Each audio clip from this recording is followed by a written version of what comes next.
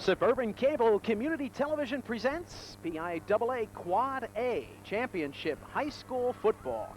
The state semi-final matchup between the Bucks of Central Bucks West and the Rams of Central Daulphin High School. Here at Hershey Park Stadium in Hershey, Pennsylvania, along with Tom White, I'm Florian Kemp, and thanks very much for tuning in. And Tom, the story, I should say, of these two teams begins way back in early August, when both teams come to training camp. They try out for the team. They prepare themselves in the offseason. It's been day in, day out. And of course, for both teams, 13 games. For the Bucks, 13-0, Central Daulphin 11-2. The season comes down to this afternoon.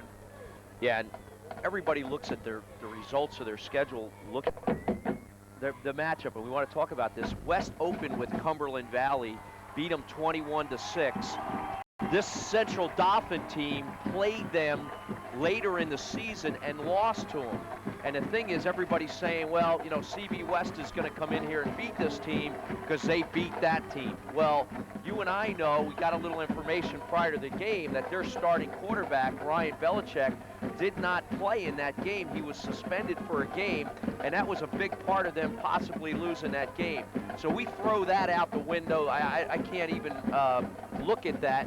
This is a team that has gotten better and better as the season's gone on, and they're not here because of luck or anything like that. They're a good football team, and I expect a very tough game today. As you see, the Rams cheerleaders, they, along with their fans, have just greeted the arrival of their team, and of course we are awaiting the arrival of the Central Bucks West Bucks. Interesting matchup of these two teams. You talk about motivation at this point in the season. Let's look at the Bucks. They came into the season, everybody had great expectations. And what's really difficult when the expectations are high, the demands are great. This team really has responded very well. Last week I had a chance to talk to Coach Pett, and I said, Coach, how do you keep your team focused? He says, really? It's not up to me. Let's go back 2 years. 2 years where we even had greater expectations, and especially in postseason play. He says, I haven't had to say a thing to these kids. They have been self-motivated and self-determined, and I'm telling you, Tom, they have played week in and week out with that attitude, and that certainly factors in big to their successful record. Leadership is key, and one of the things that happens to a leader, as you say, he loses 2 years in a row to a Plymouth White Marsh in the district finals. As you see Pettin bringing his boys onto the field, and you don't forget that kind of stuff. And now you're beyond that, and now you're here and you're saying, you know, this is a once-in-a-lifetime event. And to get here and to say, you know, we didn't get to the top is something that you'll always have to live with. So these kids today, as you said, will be focused and will be ready to play. You talk about a team of destiny, the Rams of Central Daulphin High School. The football program have been struggling over the last couple of years. Lo and behold, they land coach George Chaum, a very accomplished coach in his own right, coached at Navy, coached at Ohio State, and of course Tampa Bay of the NFL. He inherits a talented group of kids, puts them together. They have some adversity. They dropped 2 games early in the season. You mentioned the Cumberland Valley, the Bishop McDevitt. However, they don't give up. They don't get their heads down. In fact, they respond as a team. They pull themselves tighter together. They regroup, and they won every game from then on in, just defeating all the opponents mighty handily, and as a result, that's why they're here today. And of course, they plan on giving the Bucks, who I should say coming in today's game a slight favorite, should be able to give them all they can handle. CB West has had the fortune of being ahead in most of their games. A challenge for them today is if they do get behind, how are they going to respond? Central Daulphin, as you said, has some losses. They've been there. They know, hey, if we get down, we're just going to keep fighting. So that's a very good point. Let's see if Daulphin gets up early, how West responds. We've seen this team play in all year. They're a tough, well-coached team, CB West, and I got to expect that whatever hill they got to climb today, they'll climb it. As we briefly take a look at the offense and defense from both teams, obviously for the Bucks, the offensive weapons, no great secret. Dave Armstrong, Corey Potter, and the last couple of weeks, Scotty Warden has factored in a very big way, and of course, a very impressive, well-coached offensive line.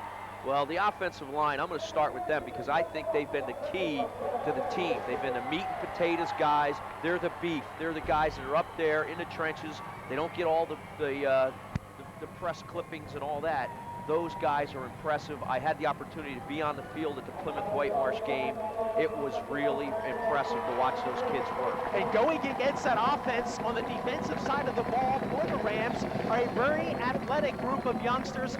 They seem to be very successful against the run, so that should pose an interesting matchup. They are somewhat vulnerable in the air. Offensively, for the CD Rams, led by Ryan Belisic. Of course, he can run, he can throw. He's put 26 touchdowns on the scoreboard. He's got a couple of healthy runners in the back, A.J. Conley, Chris Garcia, and one of his favorite targets up front is Andy Kozlov. The Bucs defense going to have to keep their eye out for these guys. The defensive side of the ball for Dalphin, two things. They got to stop the run, and they got to contain Corey Potter, because he'll give you Dave Armstrong, he'll put it on his hip, and he'll get outside contain, and they've beaten teams all year long with that philosophy. If they can stop those two plays, then they're going to force CB West to pass. They've shown that they've gotten better at it, and they've been effective, but I think they get out of their game when you get there.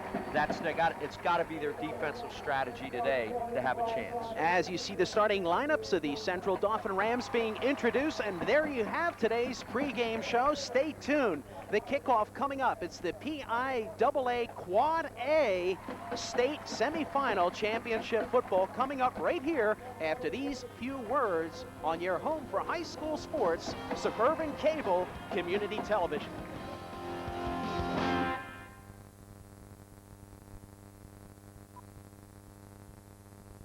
When my son Kevin joined Little League, he wasn't exactly the best player on the team. But the coach saw something in him, and he took the extra time to work with him.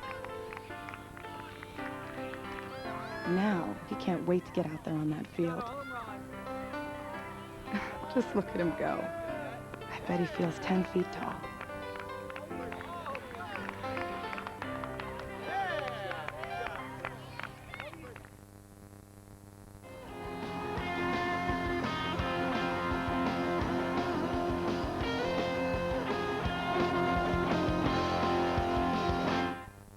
Back at Hershey Park Stadium, you're watching the coin toss for this afternoon's PIAA And you won the toss, State and you Semifinal elected to Championship game. receive, and you're kicking towards the board. Turn your backs that way, please.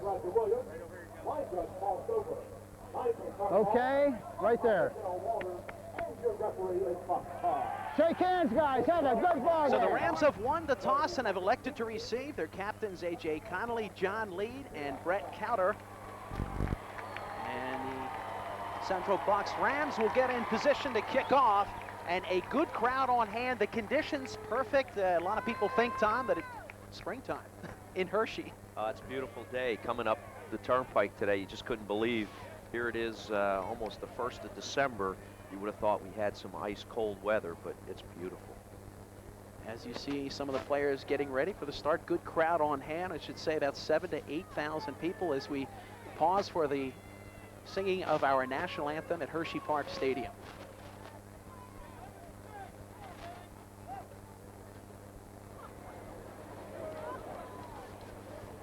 And now, ladies and gentlemen, as the athletes fly, as the United States of America, playing the song of our banner, played by the high school band, ladies and gentlemen,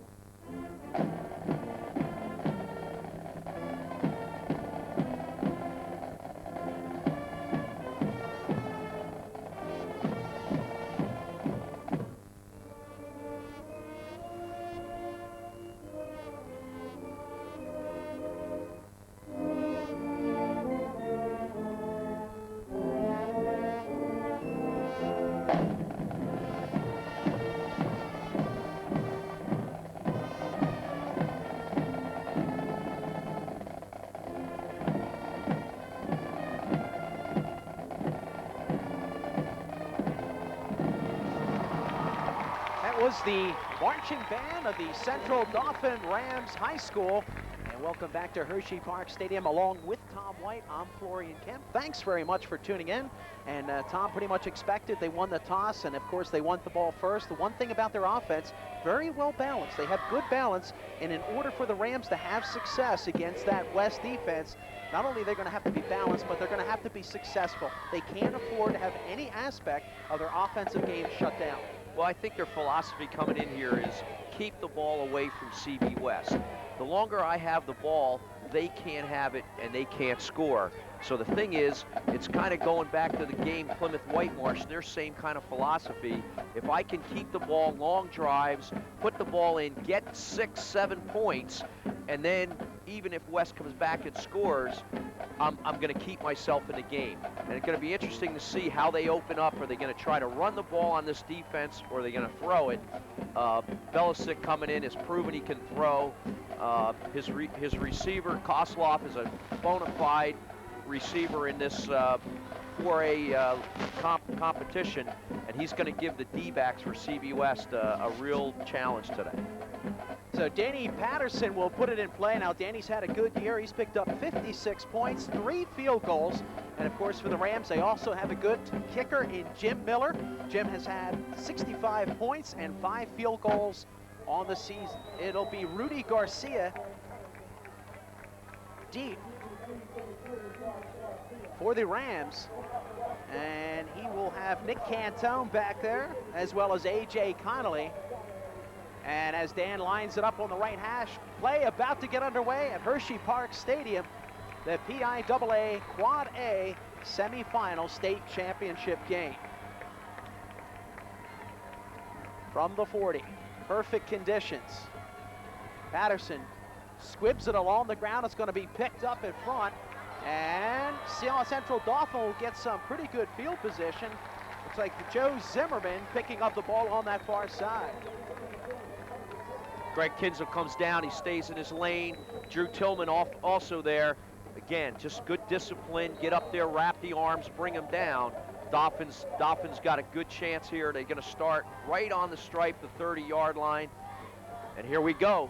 So the East final for the PIAA Quad 4, ready to start. From their own 31-yard line, Ryan Belisic. Remember the runners in the back, Connolly and Garcia. Kozlov out of the shotgun. He's got plenty of time. He fires it over, and it's complete to Rudy Garcia. Picks up more than a first down. That time, number 3 comes down. That's Rudy Garcia. He comes down, does a little hook pattern right in front of Titus. Good pattern, good timing by Belisic to throw the ball while he's breaking. Causes Titus to stay back on the ball. Here's the replay. Nice job. He's going to set his feet. He's going to throw off his front foot. There's the hook. Good stick by Titus. Nonetheless, first down. Good first play for the Spartans. 2 receivers, and we got a running play, and away they go off the bank. Chris Garcia picks it up and barrels up for about 6 to 7 yards. And that first passing play, Belisic picked up 15 yards. Now picks up a nice gain with Garcia on the run on the near side. O'Haron comes up, makes a tackle from his defensive back spot. West is in an umbrella type defense, so they're expecting to pass. They're not in a run defense. Now Belisic is going to get under center where he's been in the shotgun early. Connolly on the far side, 2 receivers on the near side. Another running play up the middle, and that time the Bucks defense quick to recover, doing a nice job of picking up the runner, but not without a gain of a couple for the Rams of Central Dauphin. Ryan Buckley from his defensive line spot is able to slice down, make the tackle. Dauphin looking impressive early. 3rd and 2. This is the opening drive here, the first quarter. 10:25 left to go in the first quarter. No score coming to you from Hershey Park Stadium. Once again on the far side, again is A.J. Connolly. Garcia and Kozlov on the near side. And in the back, Chris Garcia. And there is a great defensive play there by the Bucks. And of course, that's Shackleton. Shackleton, he's stunting on that play. They stunt right into that play. Greg Ward does a good job from his defensive end spot, stands up the offensive end, forces the play inside. Here comes Shackleton on the stunt, sticks him, takes him down. Big defensive play for West. 3rd and 2, they're able to hold. That's huge. So the Rams punter, Brandon Manning, comes in, a high snap, handles it nicely, gets a pretty decent foot, and hits it smartly towards the sideline, not allowing the Bucks to get any kind of a return. The Bucks had position Chris Ortiz back there, but there's no return. And I should say a good opening drive for the Rams. They've got to feel confident they were able to move the ball. However, the Bucks defense very sharp from the get-go. Yeah, you could tell they had a little bit of the jitters. They figured they were going to see pass first play, and they saw it. It was a nice play. West again steps up. Good punt on that part to kick the ball away for Ortiz. Ortiz is a kid hurt early in the season, has been coming on. You don't want to give him a shot in that as a punt returner because he can beat you. So Corey Potter and company will go to work. One receiver in motion, a change in the formation. And of course the first ball handed off and away they go. And the Bucks carry upfield. And it looks like we got a turnover. Scotty Warden was able to carry it. It looked like the ball might have been knocked out. And that's a big play. Coming in, people were saying, how is this team going to stay with CB West? They needed turnovers, they needed big plays, and there's the first big play. Warden fighting hard for extra yardage, gets the ball stripped away. I'm saying it's number 24, Joe Zimmerman, who comes up with the fumble recovery, and Daulphin is on the march inside Buck territory. So the Rams defense comes up big, and Belisic fresh off that, and a great defensive and a continued pursuit, and running out to the far side, and that was Chris Garcia again. So Garcia looked like he was going to be tackled in the backfield for a sizable loss, and then was able to keep his balance and move it up the field just a little bit on the outside. Two big defensive plays by Shackleton. Again, he's stunting. He's in the backfield, almost is able to take the ball from the quarterback, makes a big play, gets outside, but he gets the help. And CB West right now, despite the penalties, playing tough on D. So Rudy Garcia on the far side. You got two receivers on the far, Kozlov on the near. And another fake handoff, good time. Belisic throws it down the middle. A good idea, good timing, but great coverage in the secondary by the Bucks. I said penalty, I meant fumble. Despite the fumble, they're playing tough. And again, there he just goes back to pass. Good coverage in the secondary by Potter. He's right there at the safety spot. And Belisic does a good job. So it'll be Florian to throw that ball away. So we'll be 3rd and 14 for the Rams, and once again, it's the Bucks defense really rallying around. And we talked about it in the pregame stand-up that the Rams defense seemed to be better attuned to stopping the run, and they did that on their first play. Out of the gun, high snap, keeps his balance. Belisic in pursuit, trying to get out, and he is doubly tackled. A tag team tackle back there. It's Warden, Buckley, these two, and O'Haron, excuse me, O'Haron, he's coming from his defensive D-back spot. He's on a corner blitz. He comes in, gets a quarterback, is able to contain him. This kid, Greg Ward, Florian, the last 3 weeks of the season and in the playoffs has been big on defense, and there he is again. And the fumble doesn't hurt. Daulphin is not able to make any points out of it, and that could be a turning point right here early in the game. So the Bucks defense not only stops the Rams of Central Dauphin, they back them all the way up out of scoring range, back to almost midfield at the Bucks 45-yard line. And there's a timeout on the field as Brandon Manning will prepare to make the punt. The first time he elected to punt down the left near side of the field with no return. And of course, the Bucks want to talk things over, so it might be interesting to see if they decide to go after this punt at midfield. Well, I'll tell you what, it's early. They haven't seen the punt team punt yet. Oh, well, excuse me, they did. Now, you're right. They might be looking, if they see something that they can maybe blitz a guy, get him in a seam, and block it. I'm thinking here, they're just getting their return set up the right way. Their wide side of the field is left. If they can get that wall set up there, Ortiz is dangerous. So Chris Ortiz will be the return man for the Bucks. Manning in position on the 45, handles it, got time, gets a good foot, positions it down the left side, and it bounces almost near the exact same spot as his first punt did. he's done a good job, Chump has, is scouting this team, because he knows that Ortiz kid can hurt him. The whole time he's done the right thing. He's kicked the ball out of bounds and said, I'm not going to let special teams beat me today, and that's smart play. So the Bucks will have a chance here on their second possession of the first quarter. 8:32 left to go, no score, and the Bucks lost the ball on their first possession of their first drive. Defense was able to push the Rams back, and now for their second drive, Cordy Potter, he's got two receivers on the far side, slot on the near side, as the Rams have motion. Potter runs, he can run, and here he goes. Picks up, about 5-6 yards on that play. Brandon Manning, number 10, comes up and makes a tackle. Good fullback play. West has had it all year. They get Shackleton, they get Polina out there. They get 2 or 3 guys out in front of that, and it's so hard to stop. If you don't come up and get it early, he's going to get 6 or 7 yards, and that's what they got. 2nd and 3. Ball's on their own 24-yard line. 2 receivers on the near side. Handoff again, right up the middle. And Armstrong maybe picks up 1-2, just about short of the first down, it appears to be from here. Yeah, good play. 24 up in the hole that time. Again, early Joe Zimmerman making the hit, along with Eddie Beers. He's in there also making the tackle. This team is playing tough. There you see the Daulphin coach on the sideline.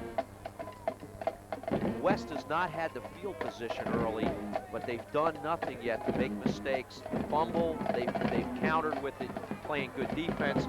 Big 3rd down play here. Yeah, key situation here. 3rd and 1, they've got to go. The handoff again, Armstrong to the left, the tackle gets the first down, but not much further beyond that as he's taken down on the far side. Brandon Manning, 10, does a good job.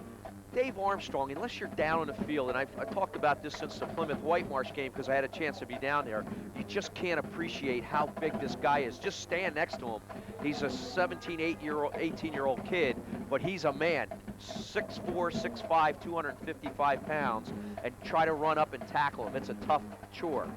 From their 28, first down, 2 backs, slot in motion coming to the near side. Potter turns around, hands it off. Pickup of about 2 coming to the right of tackle. Now we've seen the Bucks very conservative, and they needed to be because they're deep on their side of the field. But anyone who has seen last week's game or seen the Bucks play the last couple of weeks, they realize the Bucks are capable of delivering what they call the cross-country play, and that's when Scott Wharton slips down the sideline all open, and Corey Potter hits him with a nice pass. That was extremely effective in last week's game. Wharton came away with a couple of touchdowns on that, and the team was able to bury their opponent, Wyoming Valley West, last week. 2nd and 6 from the 32, and a fumble again and a quick recovery. We see a couple of flags thrown in there. Today you see the white flags on the field, Tom, as opposed to the yellow. Well, I think he's throwing a sandbag to mark the ball. That's what happened. He saw the ball go down, and he threw a sandbag to mark the ball where it goes down to the ground, and that's what we saw. And we've seen a little sloppy play. We've seen a mishandle. We've seen a fumble. But this West team, we've seen it all year. They fight back. We look for it here. The matchup was Mike Sage on the defensive line for Daulphin against Ben Garber on the offense. So far, it's been pretty much a stalemate. Let's see how that plays out the rest of the game. Dave Titus positioned outside. It's a 3rd and 11. Big play. We've got a whistle. Perhaps a delay as Corey Potter goes to the sideline. 5 minutes, 18 seconds left to go in the first quarter. No score, and it's been the Rams defense keeping the Bucks offense from getting in sync here in this first quarter. Looks like they get I think that's a delay of time penalty, and West is marked off for a 5-yard penalty, and now it's 3rd and 16, it looks like, and in a tough spot. Titus again on the near side. Now we have motion, offensive play. Potter rolls out. Nice pass, and there it is to Scott Wharton, the cross country, and Scott is short of the first down by about 4 yards. that was the play they needed, but unfortunately they had to pick up too many yards to pick up that first down, and it's the Rams defense again coming up with a big play. Big decision here for Mike Pettin. Let's just talk about the play. Just their flood pattern. They run 3 guys against 2 guys on the defense. He finds Ward, nice pass. What a great tackle by Joe Zimmerman. I mean, Warden's ready to turn and square his shoulders and go upfield. Zimmerman does a great job, get his head on the outside, wrap the arms, and not let him get the extra yard. Big 4th down play. 4th and 2, lined up for a run play. And you see the whole defense, and now you see a whistle. We've got a penalty flag on the field, and we'll see. We're both lined up in the neutral zone. Moving back. So, team lined up in the neutral zone. You heard that. And it'll be called against the Bucks. So it'll be a 4th and 7, 5-yard penalty. That'll bring on the punt team, I would think. That's interesting because, you know, you don't get the 4th down play there. There's a lot of second guessing to say, hey, you should have punt. Well, the penalty makes it automatic now. Now I got to punt the ball. They got Garcia back there. Good player. He's probably very, very good punt returner. Be interesting to see if Jarrett here elects as Daulphin did to kick the ball to the side. Dan Jarrett, Rudy Garcia, and he drives it high. Wobbling kick and a fair catch. Rudy Garcia will get it down at about his 33-yard line. So once again, that time, good special teams for the Bucks. Good punt, good coverage, and a good decision by Garcia of Central Dauphin. So with 5 minutes, 3 seconds left to go in the first quarter, no score here from Hershey Park Stadium. This is the PIAA Quad A semifinal championship game, and it's been the Rams defense holding the Bucks offense, pretty much the story of this first quarter so far. Good punt by Jared, good height. Got that ball down and coverage team was there. Lexton, fair catch. And off again, Garcia in the back. He doesn't pick up much if he gets to the line of scrimmage. That was Chris Garcia. Chris Garcia running into that very impressive defensive line of the Bucks of Central Bucks West. West will rotate a lot of guys, Florian, on a defensive line. You'll see Cahill in there. You'll see Joe Wilson in there on a tackle that time. And it's a good idea to keep those guys fresh, move a couple guys around, and they do that very effectively.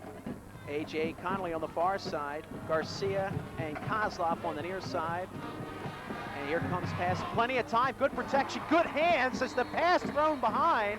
Garcia reaches out, he's taken down at the 41 on that play. Again, O'Haron right there, he's right on the coverage. But again, a good pattern here. Here you see Belichick on the replay, pumps, lets him get back into his pattern, throws off that front foot, throws behind him a little. That's a very good catch. Comes down, but Heron comes up. He's going to make the wrap. Ortiz there also. Good stick, but nonetheless, a good 2nd down play. And now 3rd and 1. Interesting to see if they maybe belly it here and go back to the air. Connolly and Garcia on the far side that time. They try to go up, run up the middle. And it looks like they're going to be short of the 1st down. So the Bucks defense coming up with another big stop. That time Joe Wilson had him in the backfield. Great second effort by the back for Central Dauphin. You see the official there. He signals 1st down.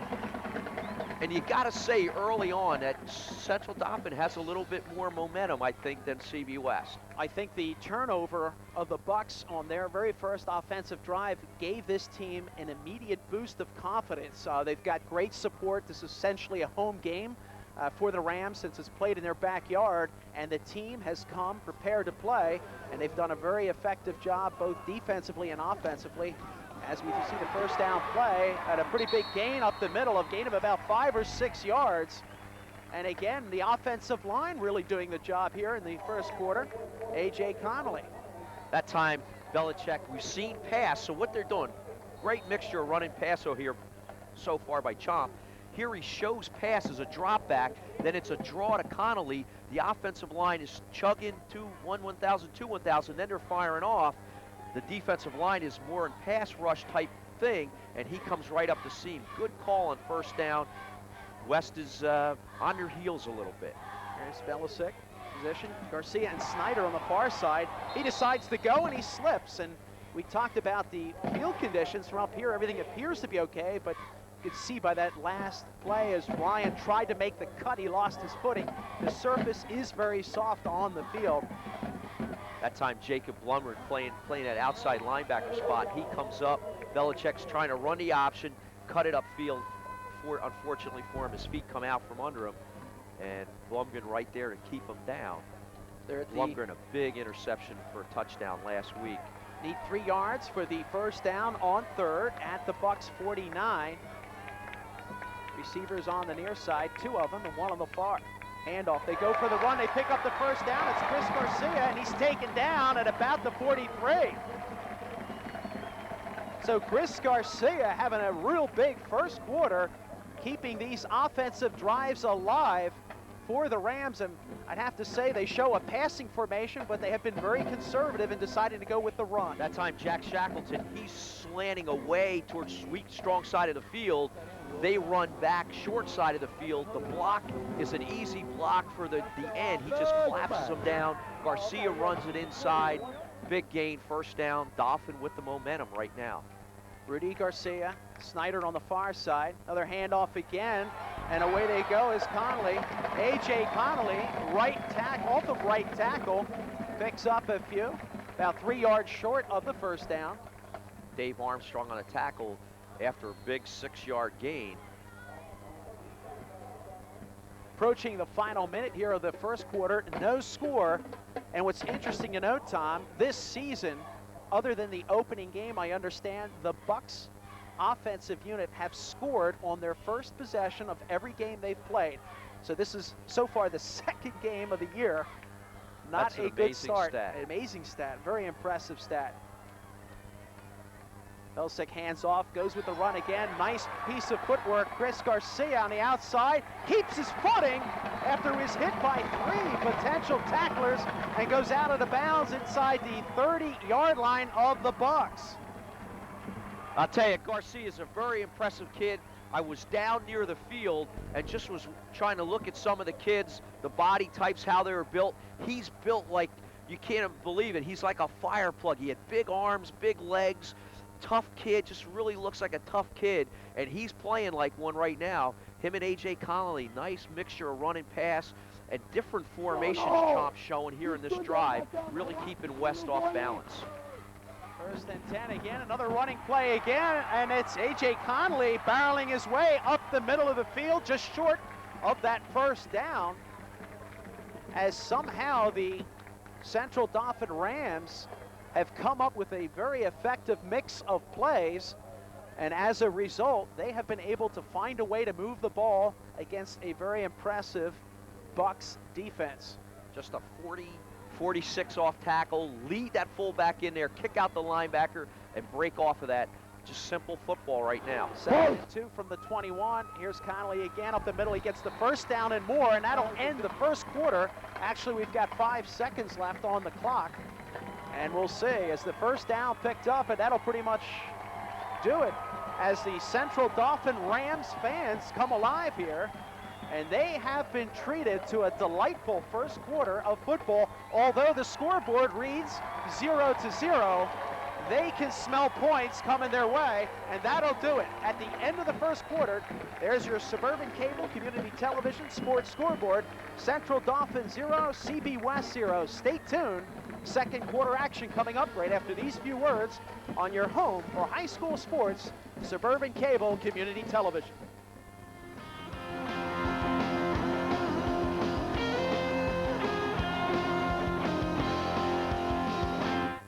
Now batting, Red Butler. Butler? He's a dinosaur. They should rename this place Jurassic Park in his honor. Dinosaur, huh? Did you know that Shunosaurus and Ankylosaurus dinosaurs were capable of delivering crushing blows with their bony tail clubs? If education is important to you, talk to your child's school about raising academic standards. Call 1-800-38-BE-SMART for a free booklet. And be a big league parent. Even my 3rd grader knows that. Smart kid.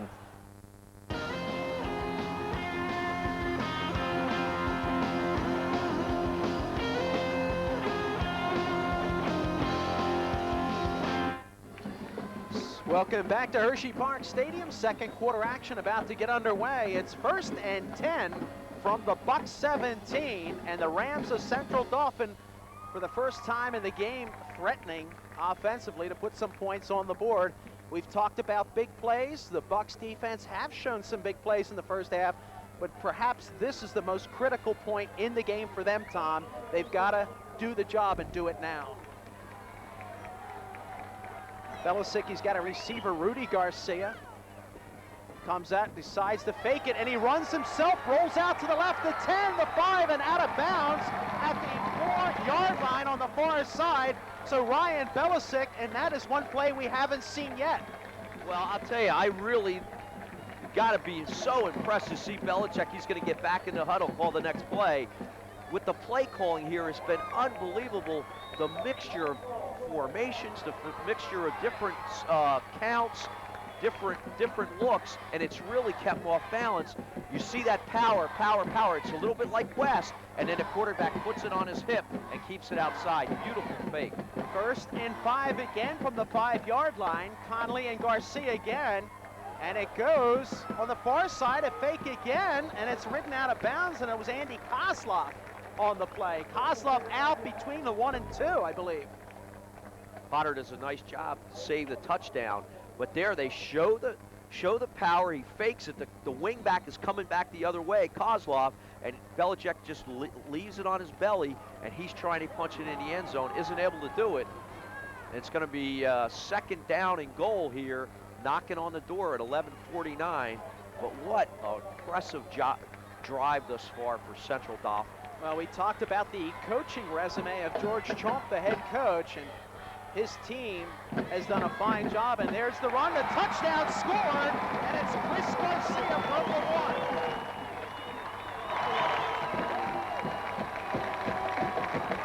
And that time it's just a little quick dive into the line for Garcia, and he's been a big part of this drive. A couple of nice runs, extra effort, and right now, Central Dauphins, they got the momentum. These are big points. You get into a playoff game like this, you got to make the extra points. Let's see, it looks like I see the kicker out there for Dauphin. He's going to try to kick this through. But again, you got to make these points. Jimmy Miller, the senior kicker, place kicker, as we mentioned, 5 field goals on the season, a ton of extra points, pretty much automatic. Miller takes it out of the hole, he kicks it up, and it is good. So out of the hole of Brandon Manning, so it's 7-0 for the Central Dauphin Rams. And you talk about a shocker and a stunner. We talked about it, Tom, in the pregame. When you're the underdog, it's very important to stay in the game by keeping the other team from scoring. When you're the team that's favored coming, the longer the time goes without you scoring, the greater momentum and confidence is generated by the underdog, and I think that's what we've seen here. But not to take anything away from the Central Dauphin Rams, they have played perfect. They have played mistake-free football here so far in the first half, and for the Bucks, they just had a few bad breaks go their way, and they really have been unable to get back on track in the game. In the opening, we talked about how would they react if they get down. And we said that's the mark of a champion.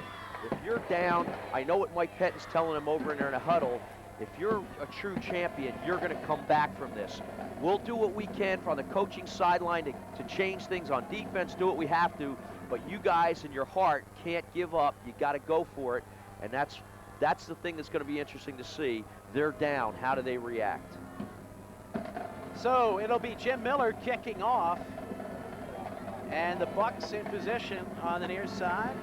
It'll be Chris Ortiz, and it'll be interesting to see where he kicks it. As he does, he drives it down. Chris reaches up, mishandles the ball inside of 10, picks it up, makes his way to the right side, up short of the 20, down at about the 17-yard line. So once again, good special teams for the Rams of Central Dauphin, as they had good coverage, and the Bucks once again will be forced to start this offensive drive inside their own 20-yard line. Nick Cantone comes down, number 7, stays in his lane. Good discipline, makes a tackle. You don't catch that ball in the air, you lose 10, 15 yards sometimes on a kickoff return, and that's what happens to him here. Here's the interesting thing. Let's see what kind of pride they have. Can they come back? Corey Potter and company get things started from their own 19. He hands it off, and there goes Dave Armstrong, right at tackle. He barrels his way up, picks up about 6 on that play on the far side. Now, if you're the coach from Central Daulphin here, they come over to the sideline, you're up 7-0. The thing you tell your team is, hey, the score's 0-0. You guys can't celebrate because you're up against a team that you're not supposed to be up against. The game's got a long way from being over. You got to play football. So 11 minutes and 10 seconds left to go in the first half. It's the Rams 7 and the Bucks of Central Bucks West 0. On the move. 2nd and 2 on the far side. They carry it up, and Potter again gets a first down. And you talked about that determination, and we've seen it now with the first 2 offensive plays of this drive. Joe Zimmerman having a great first quarter, early into the second quarter. He's a linebacker.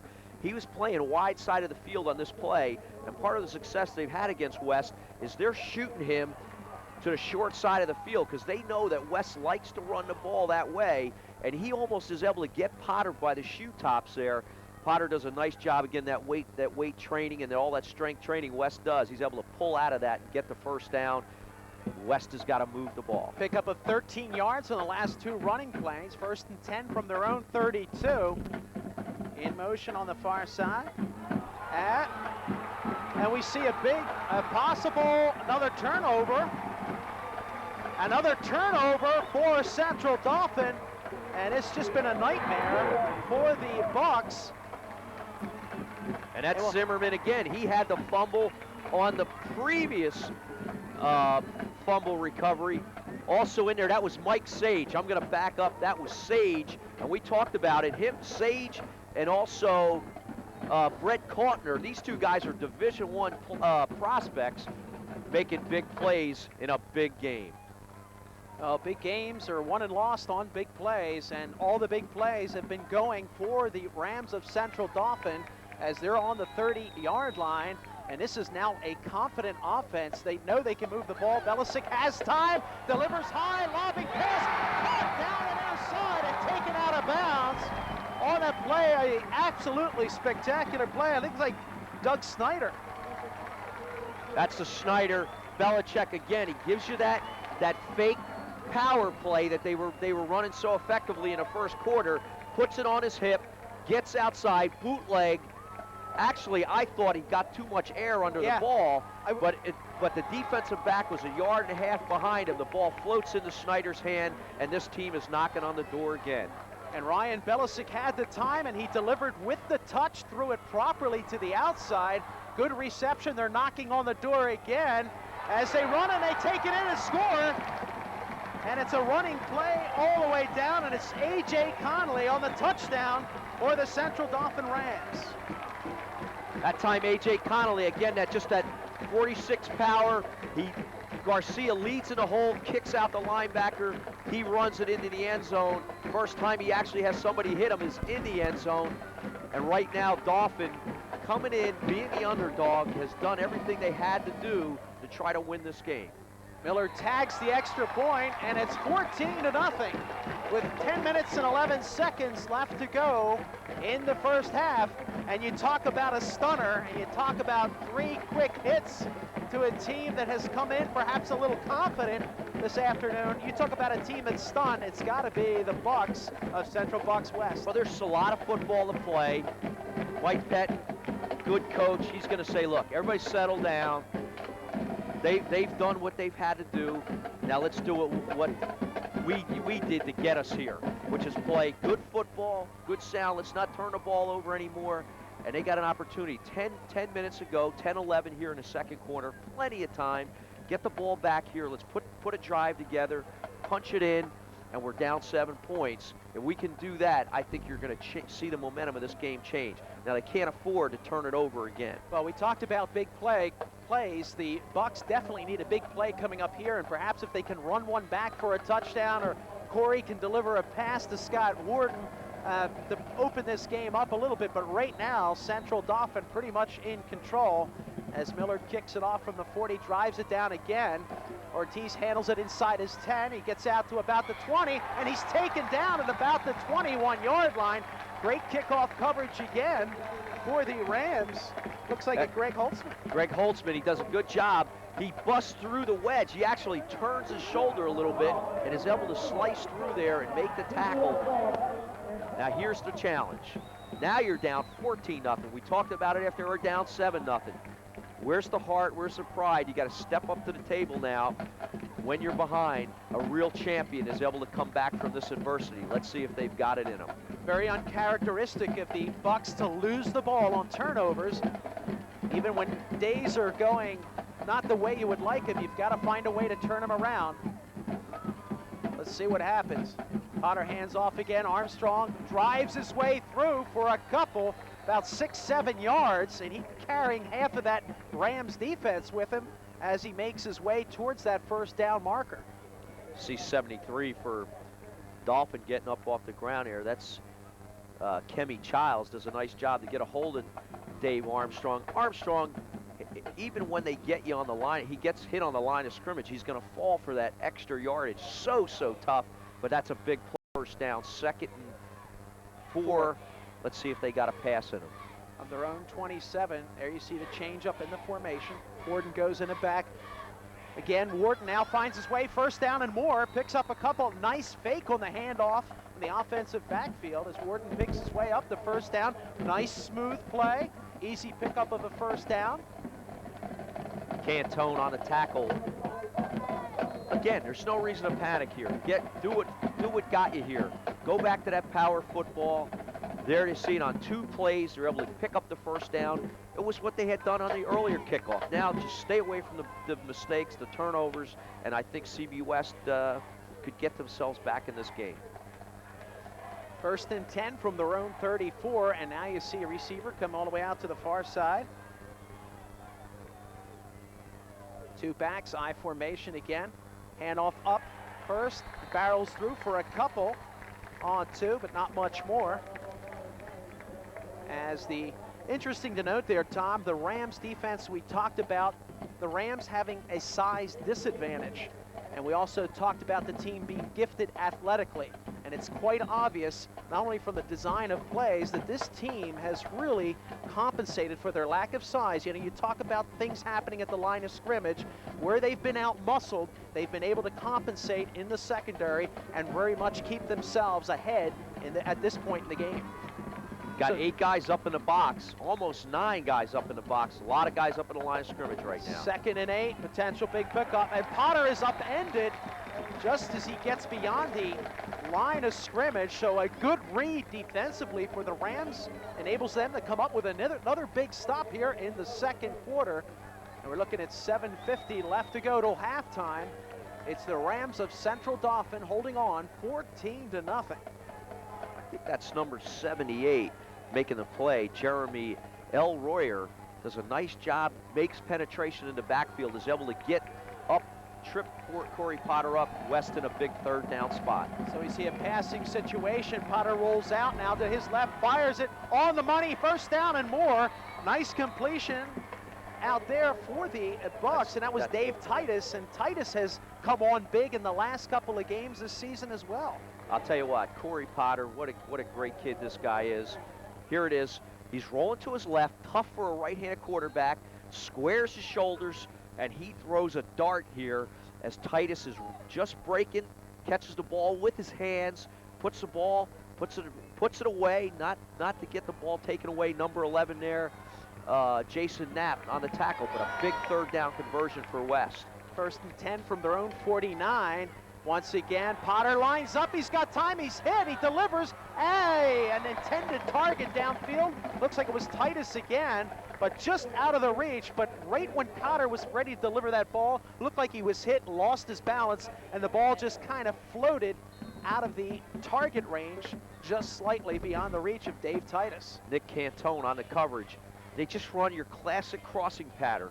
Titus, I believe the other receiver might have been Warden. They just crossed, just didn't get the ball there. That play was open. Look for him to go back to it. So Titus and Warden lined up on the far side. And going in motion far side, Bucks Polena.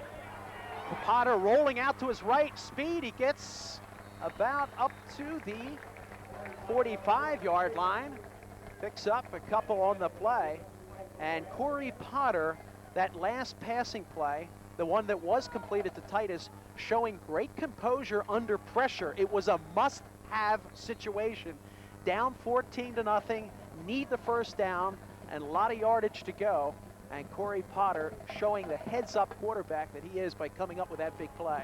Well, another big third down play. Let's see what they got in the book. 3rd and 5 from the Rams 46. Potter lined up. Again, a handoff up the middle. Looks like they're going to come up short on that play. See, what Mike Pettin's thinking is, I got 3rd and 4. I know I can get 2 yards with this offensive line, so I'm going to go 2 plays, and I'm going to go for it here. I got to believe he's going to go to the guy that got him here, is Dave Armstrong. So 4th and 2, and you talk about a stand-up now for the Rams defense. You talk about their challenge, but they're facing the scoreboard, and the scoreboard reads favorably, 14-0. And here's the big play of the first half for the Bucks. 4th and 2 from the 43 of the Rams. They need the first. Armstrong barrels ahead, he picks it up and more, and you were right, Tom. The man who got you here, you go with him, and he carries a couple of defenders with him as he marches towards that Rams goal line. See, anytime he gets 3rd and 4, he knows despite any kind of turnover, I'm going to get 2 yards. This guy's going to get 2 yards, fights like heck, gets the extra yardage, and West is now, you can feel it. You can feel the momentum starting to move back into that black and gold backfield, and their confidence starting to rise. So the ball's at the Rams 37, 1st and 10. And for the first time in the first half, the Bucks have got the offense moving. They've got to come away with some points. Armstrong again barrels in to the right side, picks up about 6-7 on that play. Armstrong on the carry. You see some of the big backs that have played over the years. They get better as the game gets on. They start to get into rhythm. They get that sweat going. They get a confidence, and they start thinking about a little bit more about how can I make a big play here? What can I do? They start reading a little bit better. You're going to see this guy. He's going to make a difference as we get down into the game, and that offensive line starts wearing on the smaller team. So it's 2nd and 5 from the 32. Once again in the run formation. As the Rams continue to battle away. Handoff again. A barrel down the left side, close to the first down. Armstrong again almost barrels his way in. You see a shot behind of Matt Carey. And offensive line really doing the job, opening the lanes. We're 3rd and 1.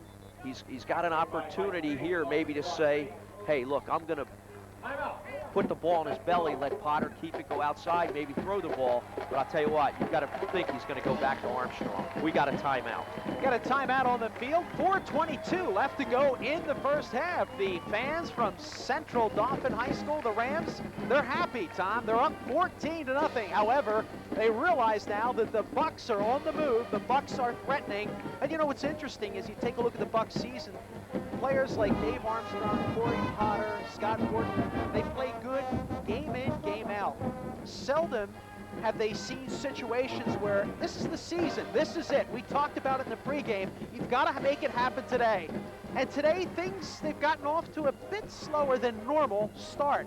However, championship teams, championship caliber athletes find a way to come back and prove themselves. And these guys have really pulled together so far as a team. So wait a minute, we're down 14-0, no big deal. I've just got to run a little harder. I just got to try a little harder. And when I make a mistake, I've got to pick myself up and go back to work. And you can see now the Rams defense begin to back up towards their own goal line, and they keep saying, can we force another turnover? Is another fumble going to come our way? So that's what has made this game, I think, very interesting here in the first half. As we get ready to go back to live action, it's 3rd and 2 from the Rams 28. We'll talk about this after this play, but you're right. Champions somehow find a way to get over that adversity, and West is just trying to make the first step right here. Once again, the run formation for the Bucks. They continue to go with it. A handoff's in there. Wharton is taken down. They might have picked up a couple on that play, but that time the Rams defense really keyed in on them. And we talked about the Rams defense again. They have been impressive defensively against the run. what has enabled them to stay in the game and puts points on the board are the turnovers. That's right. Right there again, a 3rd down and 1 play. Everybody's thinking Dave Armstrong again. Mike comes back with Ward, does a nice job, almost is able to break the tackle from Garcia. Garcia vices him down to the ground. But this West team now on the move inside Dolphins' 30-yard line. At the 27, Potter hands it off again. It's Warden again, and he gets the 1st down, I believe. Close to it. So Scott Warden really going to work and marching his way up that right side, right along the hash mark as he gets closer and closer. Some of the things you're starting to see that if you're a Dolphin coach you don't like, Cantoni's made a lot of tackles from a safety spot. That means that offensive line is starting to dominate the line of scrimmage, keeping the linebackers and the linemen off, and you got safeties making tackles. That's not good. The punishment delivered by the Bucs offensive line is beginning to take its effect on the Rams defense. Here it is again to Warden. He gets 1st down and more. Looks like he'll get, oh, he stays in bounds. Is it a touchdown? No. He might have touched the sideline on the far side, but it looked like he had clear sailing, and it's got to be maybe out between about the 8-yard line, I'd say, on the far side. Does a good job. Again, they love to run to the short side of the field. They get a lot of people out in front of it. Generally, defenses are going to over-adjust to the wide side or the strength of the formation. Their theory is I'm going to have five or six guys on the wide side of the field, and I'm only going to have 4 or 5 on the short side. I'm going to put more guys in there after I snap the ball, and I'm going to beat you, and they do it very well. So 1st down, the ball is on the Rams' 8-yard line. The Bucs are driving, looking to pick up their 1st points of the game. Scott Warden with a couple of big carries, and here it is again. Dave Armstrong carries a couple of defenders, lunges forward, and he's down at about the 4-yard line. And that's what we were saying earlier, Florian. There he is. Good job inside. The defensive interior linemen do a good job to hold him up initially, but he's so strong, he lunges and gets 2 yards, even though they make a great defensive play. The Rams, very frustrating as for a Rams defensive Mike player. Sage came up with that stop. Keep Armstrong out of the end zone, and they'll have a crack at it again. It's from the 5-yard line, 2nd yard, and we call a timeout. Dave Armstrong calls a timeout, does not like what he sees, and he'll have a chance to talk it over. So with 2:31 left to go in the 1st half, it's Central Dauphin Rams 14, the Central Bucs West Bucs 0, and knocking on the door, they are at the Rams 5-yard line. And you've got to wonder about that Rams defense. They've got to be a little bit tired, a little bit weary as they come to the sidelines. Well, one of the things I noticed, and I'm trying to pick this up, you look at like A.J. Connolly and the other back, Garcia, Belichick. These guys don't play both sides of the ball. This is an advantage for Central Dauphin later in the game. West plays 12 or 13 guys, 14 guys, maybe 15 guys, both sides of the ball. From a stamina standpoint, I'm going to tell you, I don't think it's going to make a difference. One, because we know West's weight training and their conditioning, they're so much more, so much better conditioned than any other team that they faced this year because of that. But again, it's an advantage for them. You got Garcia, you got Belichick, you got some of their other key guys on offense resting right now. So the Central Bucs West facing perhaps their biggest challenge of the season, trying to overcome a 14-0 first half deficit. They have the ball on the 5 at 2nd yard line.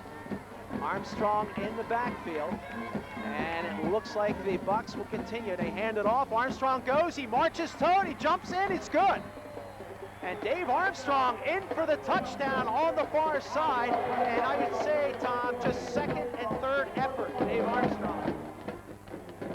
Yeah, he just, again, they run that short side of the field, they cave it in. You got Wilson over there, you got DeHavener over there, Velitis the center, Big Ben Carver just firing off the line of scrimmage. And right now you can see the dominance of that offensive line for CB West. They're so big and they're tough. So Dan Patterson has had a good season for the Bucs, 56 points, 3 field goals, the left-footed kicker. Kicking, ball's down, the kick is up, and it's blocked, no good. So he looks like a lineman came through, got a piece of it, And it was Bill Stone getting the ball down for the hold. A little bit of a rush on the extra point. So it'll stay 14-6. The Bucks not coming up with that extra point, and that could prove very critical later in the game, as this has all the obvious reasons of being a very close game, perhaps a lot closer than what a lot of the, I should say, football experts might have predicted. I'll tell you, one of the things I don't like is ever to see a guy walk off the field. You run on the field, walk off the field. The whole defensive team for Central Daulphin just walked off the field.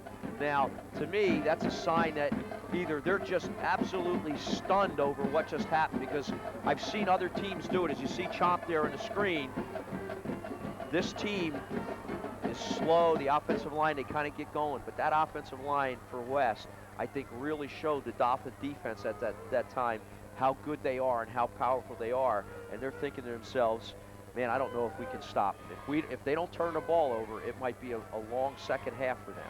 So Coach Chompa had a chance to talk with him earlier in the week. He had great respect for the Bucks of CB West, and he basically felt that, hey, I've got to buy some time this afternoon to stay in the game. Not only has he bought himself some time, he's got a lot of points in the first half. He was leading 14-0, but that last drive by the Bucks has put 6 points on.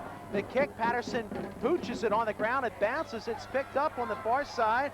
Zimmerman. And Zimmerman continues to go with it. He's going to be taken down at about the 37-yard line.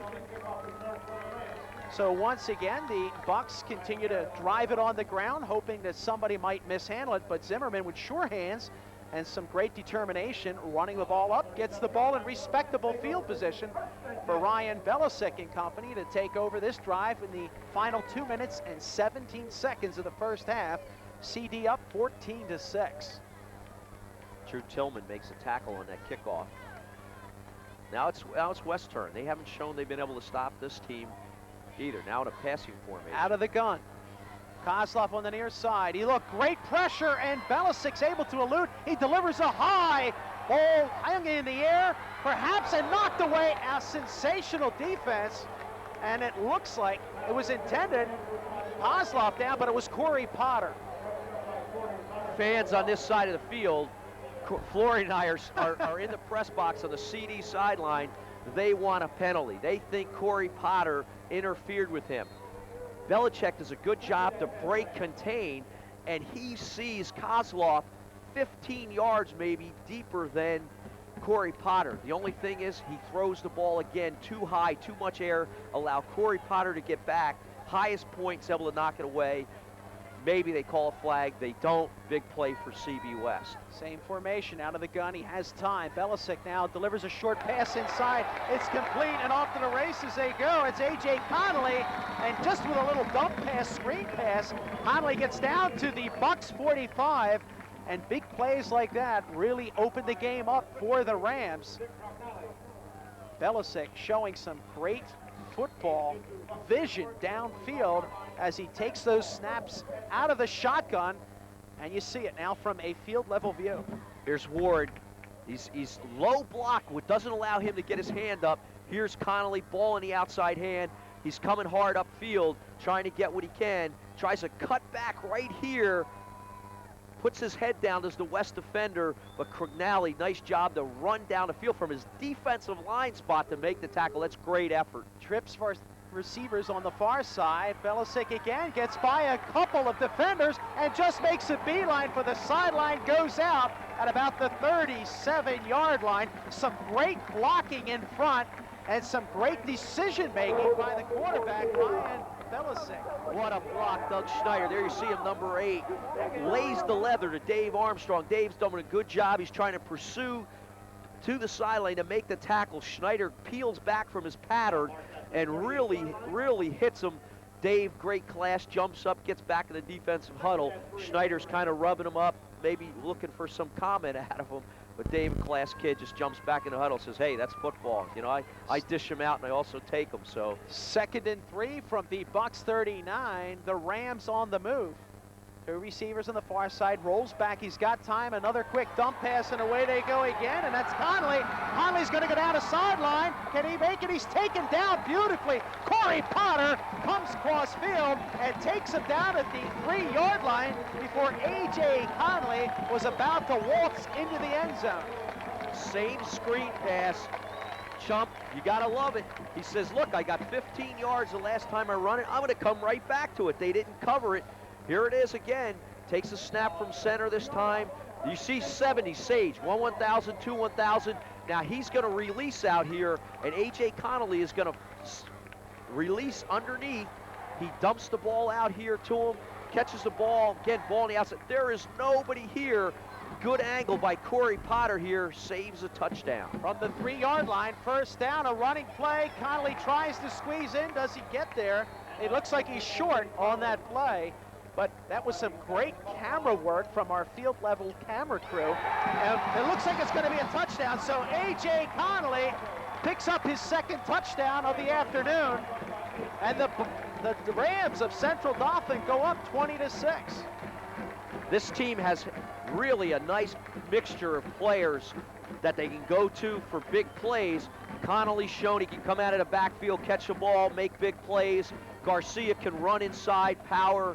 Belisic has a nice ability and poise to lead the team. Right now, they have been really effective. Miller's kick out of the hold of Manning is good. So the score is 21-6 for Central Dauphin Rams. We're under a minute to go in the first half.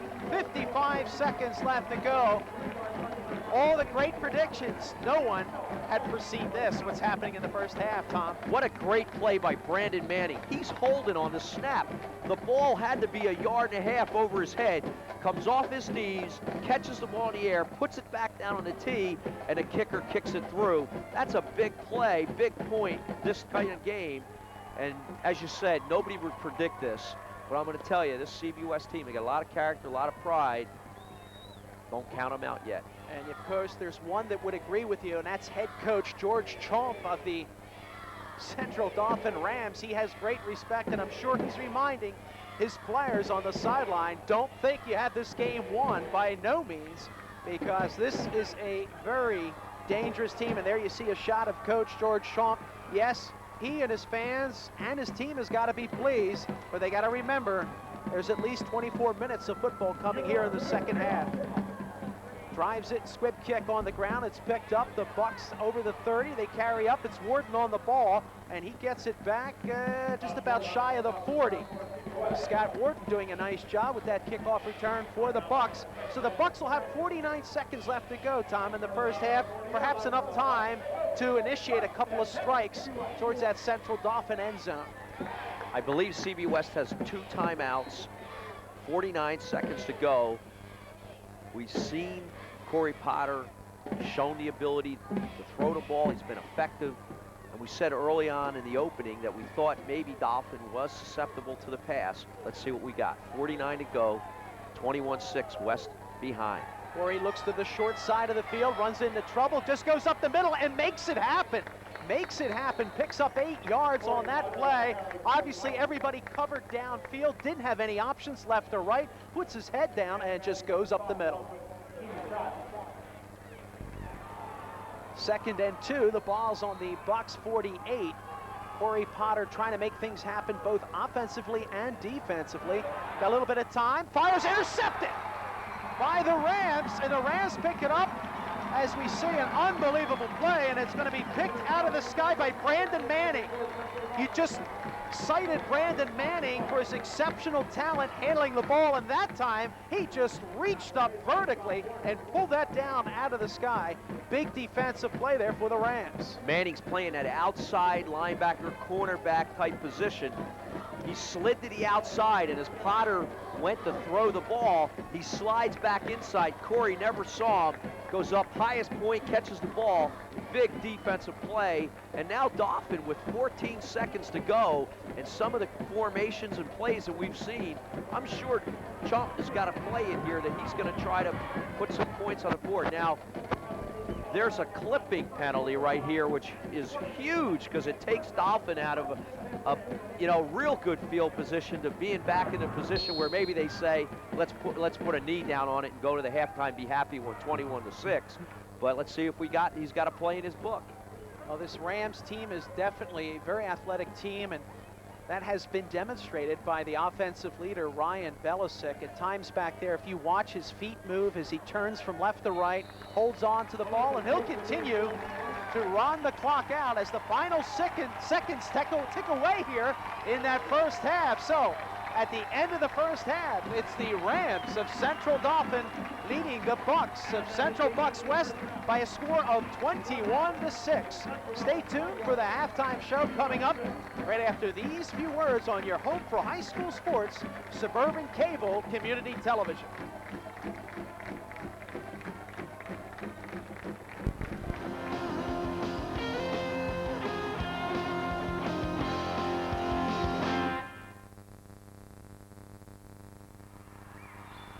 What would you do if you had to choose between the buffalo and the giraffes? Between a flower or an elephant? What would you choose? What if you had to decide between a 100-year-old tree and a 1,000,000-year-old beach? Between drinking clean water or breathing clean air? Would you make the right choice? Would there be a right choice? Now there's a way to help. Not just one, but all these things. EarthShare, the world's leading environmental groups working together. It's one choice we can all live with. Ask your employer about workplace giving.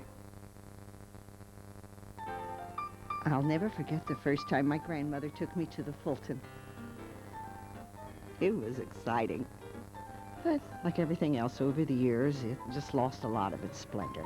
So I thought that was the end of it. But then the whole community pitched in and made it shine again. Just look at her now. Tonight I'm taking my grandkids.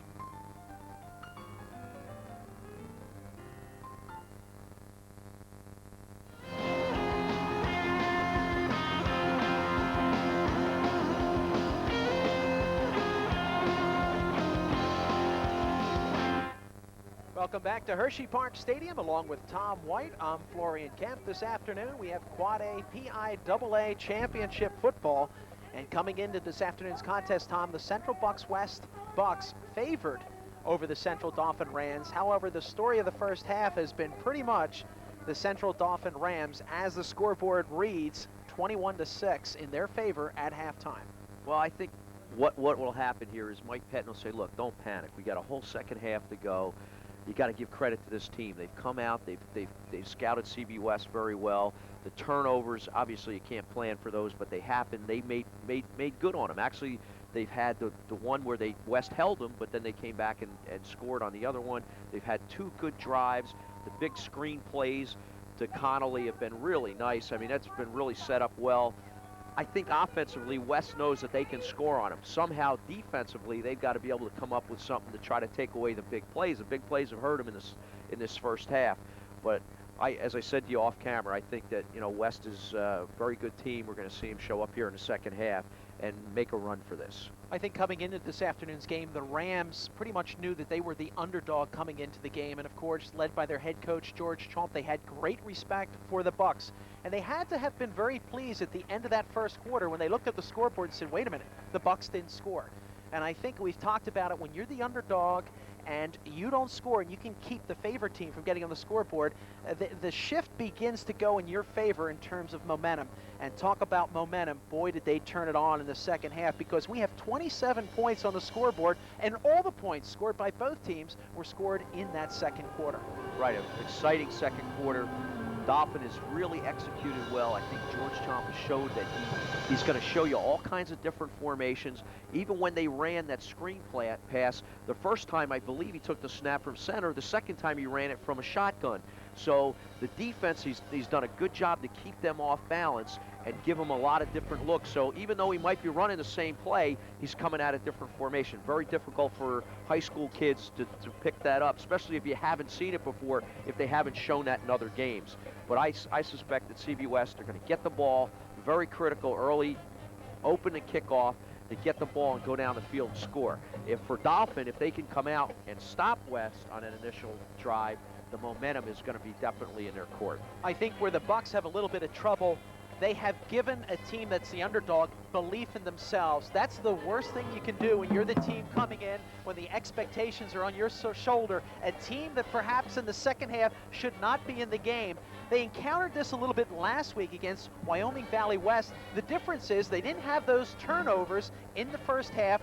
Wyoming Valley West did not get any points on the scoreboard, and almost the flip side of that, the Bucks last week were able to come up with 2 quick touchdowns at the end of the first half and pretty much take away any momentum or the thought of getting back in the game. Here the Bucks find themselves on the opposite side of the fence. They've got a team that perhaps was a little bit intimidated coming in, and now all of a sudden a team that believes that we can win. The team has been able to create some turnovers in their favor, and they've been able to go to work, put some points on the board, and they've got a pretty impressive lead at this point. However, the Central Dauphin Rams, great respect for the Bucks. It's going to be interesting to see how these two teams come out to start the second half and what changes, if any, George Chomp will make, because he said he's shown us a lot. My big worry is, what has he not shown us that can be very effective or just as effective or even more effective? Well, it's got to be leadership. The leadership of the team has got to step up in the second half, make big plays, keep them up. I'm a captain of this team. I'm telling them, those guys in the locker room right now, we can win this game. We can win. We got to come back. We got to play together. We got to get turnovers. We got to make things happen. They've done it in this first half. We got to be the guys that do it in the second half. And you need a guy like Armstrong and Potter to be making those kind of statements in the locker room right now and getting that team believing it. And all it takes is one big play early in the second half to get that momentum back. And I think you'll see, and if they win this game, West comes back, you'll see that offensive line dominating the game in the fourth quarter, because that's what they've done best, and that's where they've kept teams totally off the scoreboard in that fourth quarter.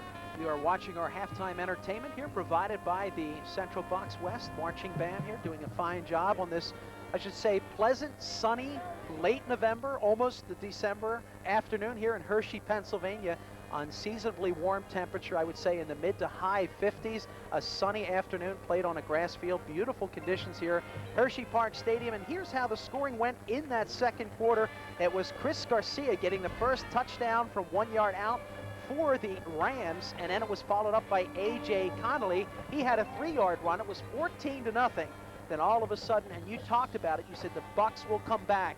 And indeed they did. Corey Potter got things going. And then it was Dave Armstrong from 5 yards out on that far side corner. Finally got the first points in the afternoon. However, the Bucks had a little bit of a misfortune on the extra point attempt. The kick was no good, so the score at that point was 14-6.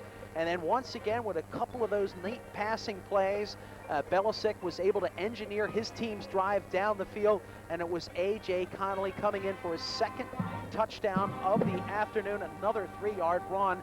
And at halftime, that's where we stand, 21-6. And of course, the Bucks have to go to work. We've got 2 periods, 12 minutes each, 24 minutes left in regulation of football. Enough time for the Bucks to get back in the game. But obviously, they've got to realize this is going to be a pretty impressive mountain to climb to get back into the game. They came into this game favored. They've really run through District 1. They've run through basically the east part of the state here thus far. And a lot of times, you know, you're thinking, how good are we? Well, here's the real test. We're down, we're behind. If we're really a champion, we're going to show it here in the second half. This is exciting because they haven't really been in this situation before. Do they have it? Do they really have what it takes to get over this hill that they got to climb? It's going to be fun watching the second half. So the second half of the final exam, as we may call it, for both of these two teams here, the PIAA Quad A semifinal state championship game coming to you from Hershey Park Stadium. The second half kickoff will be coming your way right after these few words on your home for high school sports, Suburban Cable Community Television.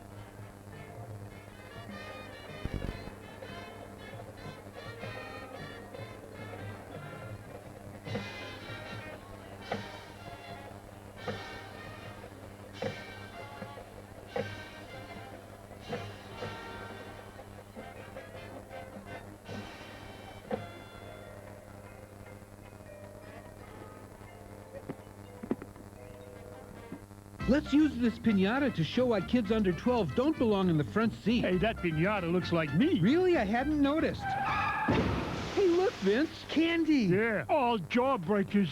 You could learn a lot from a dummy. Buckle your kids in the back seat.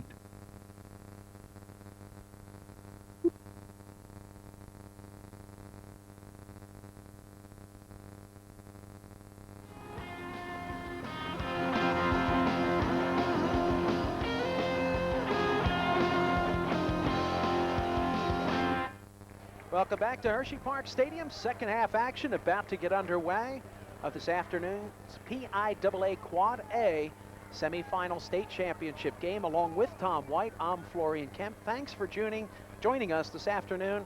And we want to remind you, coverage of this afternoon's game is brought to you as a community service from Suburban Cable Community Television. Congratulations to both teams and both schools, and we wish both teams all the best, whatever the outcome of this afternoon's game may be. However, it'll be the Bucks going to work offensively here to start the second half. They will receive on the kickoff, and Tom, I should say, everyone has great expectations, even the Central Dauphin Rams. Well, we talked about it at the halftime break.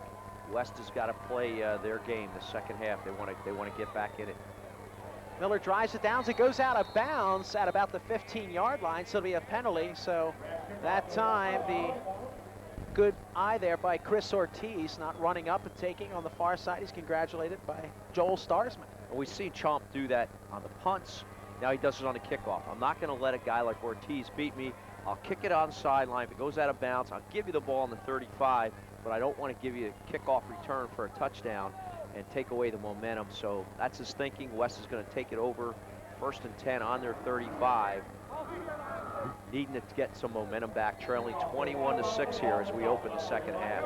Offensively for the Bucks, Tom, it's pretty much been a majority of running plays, the story. They have 6 points on the scoreboard.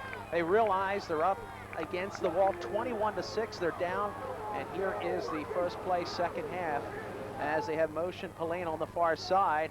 And there we go, carrying his Warden, and he's taken down just shy of the 40 at about the 38-yard line. And here's what Coach Chump's thinking is. I'm going to give you 9 guys up in the box. I'm going to try to take away that run and force Corey Potter to throw. I have a lead, so I'm not going to let you pound it out at me. I'm going to make you throw the ball. There, West, good first down play. They get about three yards. But let's see if Pettin counters with a pass here. Now we've got receivers on each side. We've got Armstrong in a shift position in the offensive backfield. Handoff, Armstrong right up the middle, barrels his way past the first down marker and more. And a nice call for the formation with the receivers split. Kind of took the pressure off that middle area where you said Coach George Chomp was stacking it up against the Bucks. You got it right, Florian. Great call. He splits them out. He takes 2 guys in the box and moves them off of the play. Now he runs the ball right up the gut with Dave Armstrong. Dave gets a big first down. Good call. So the Bucks 3 yards away from center field. First down possession. Receiver on the near side again.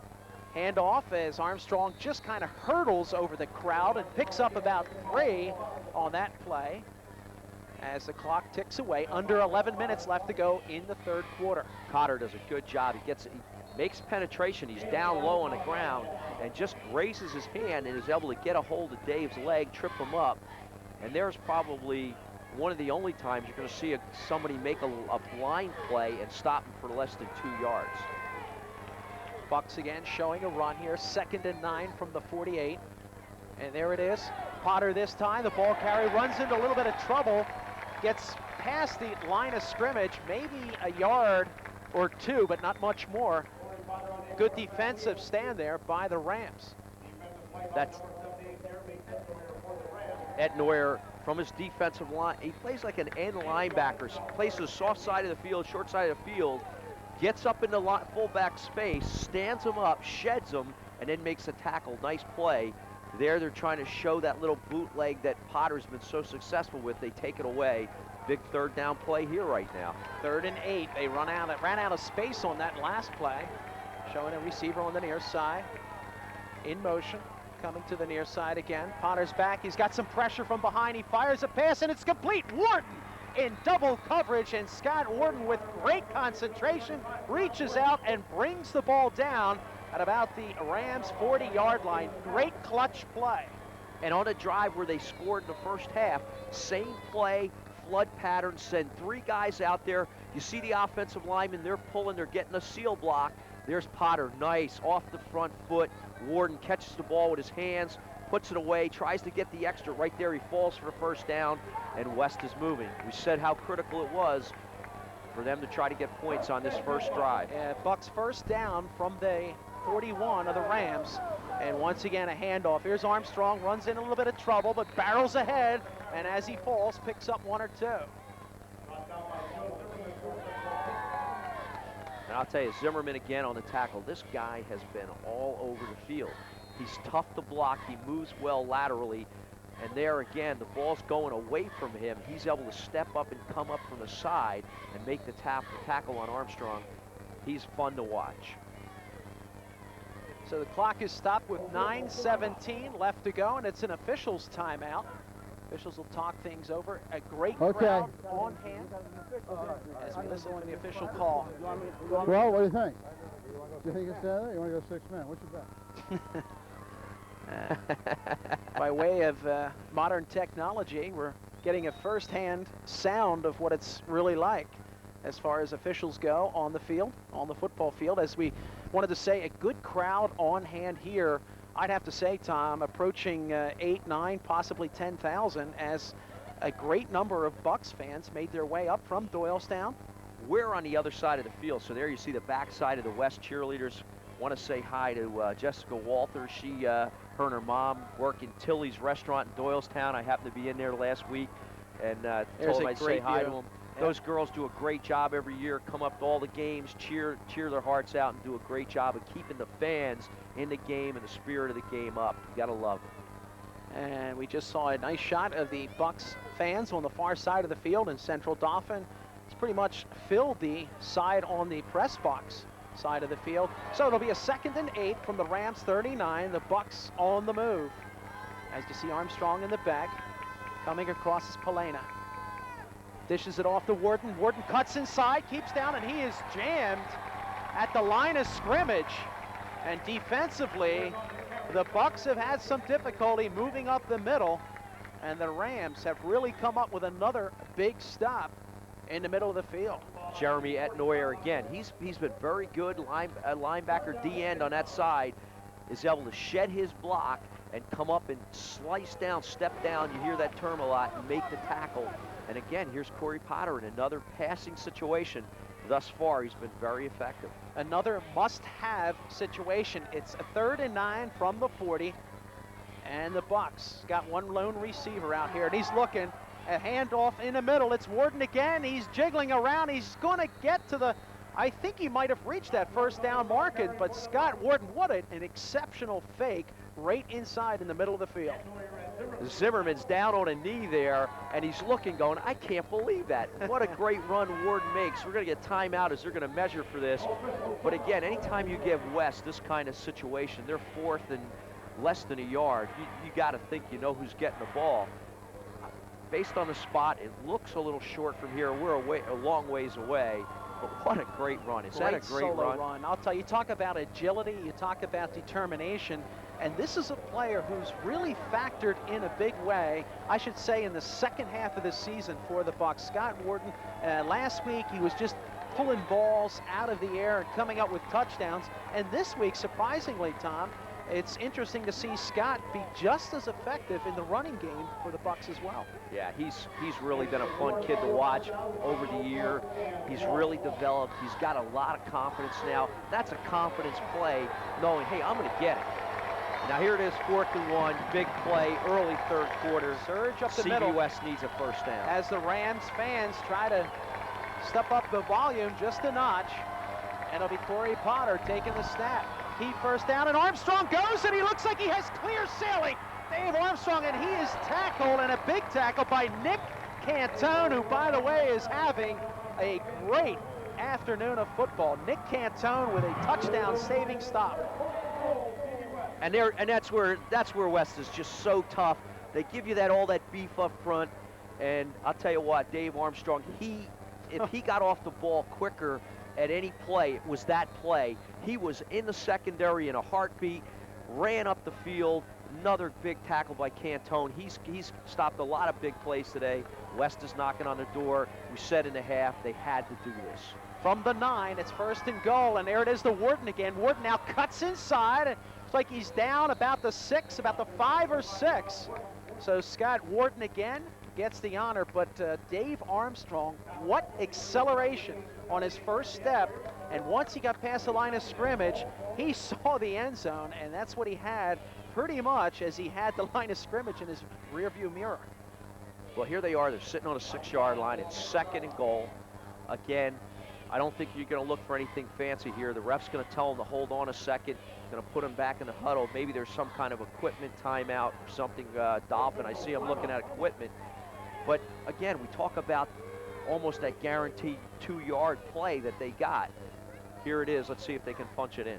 Offensive line the key here. So from the 6-yard line, 2nd down, 6:48.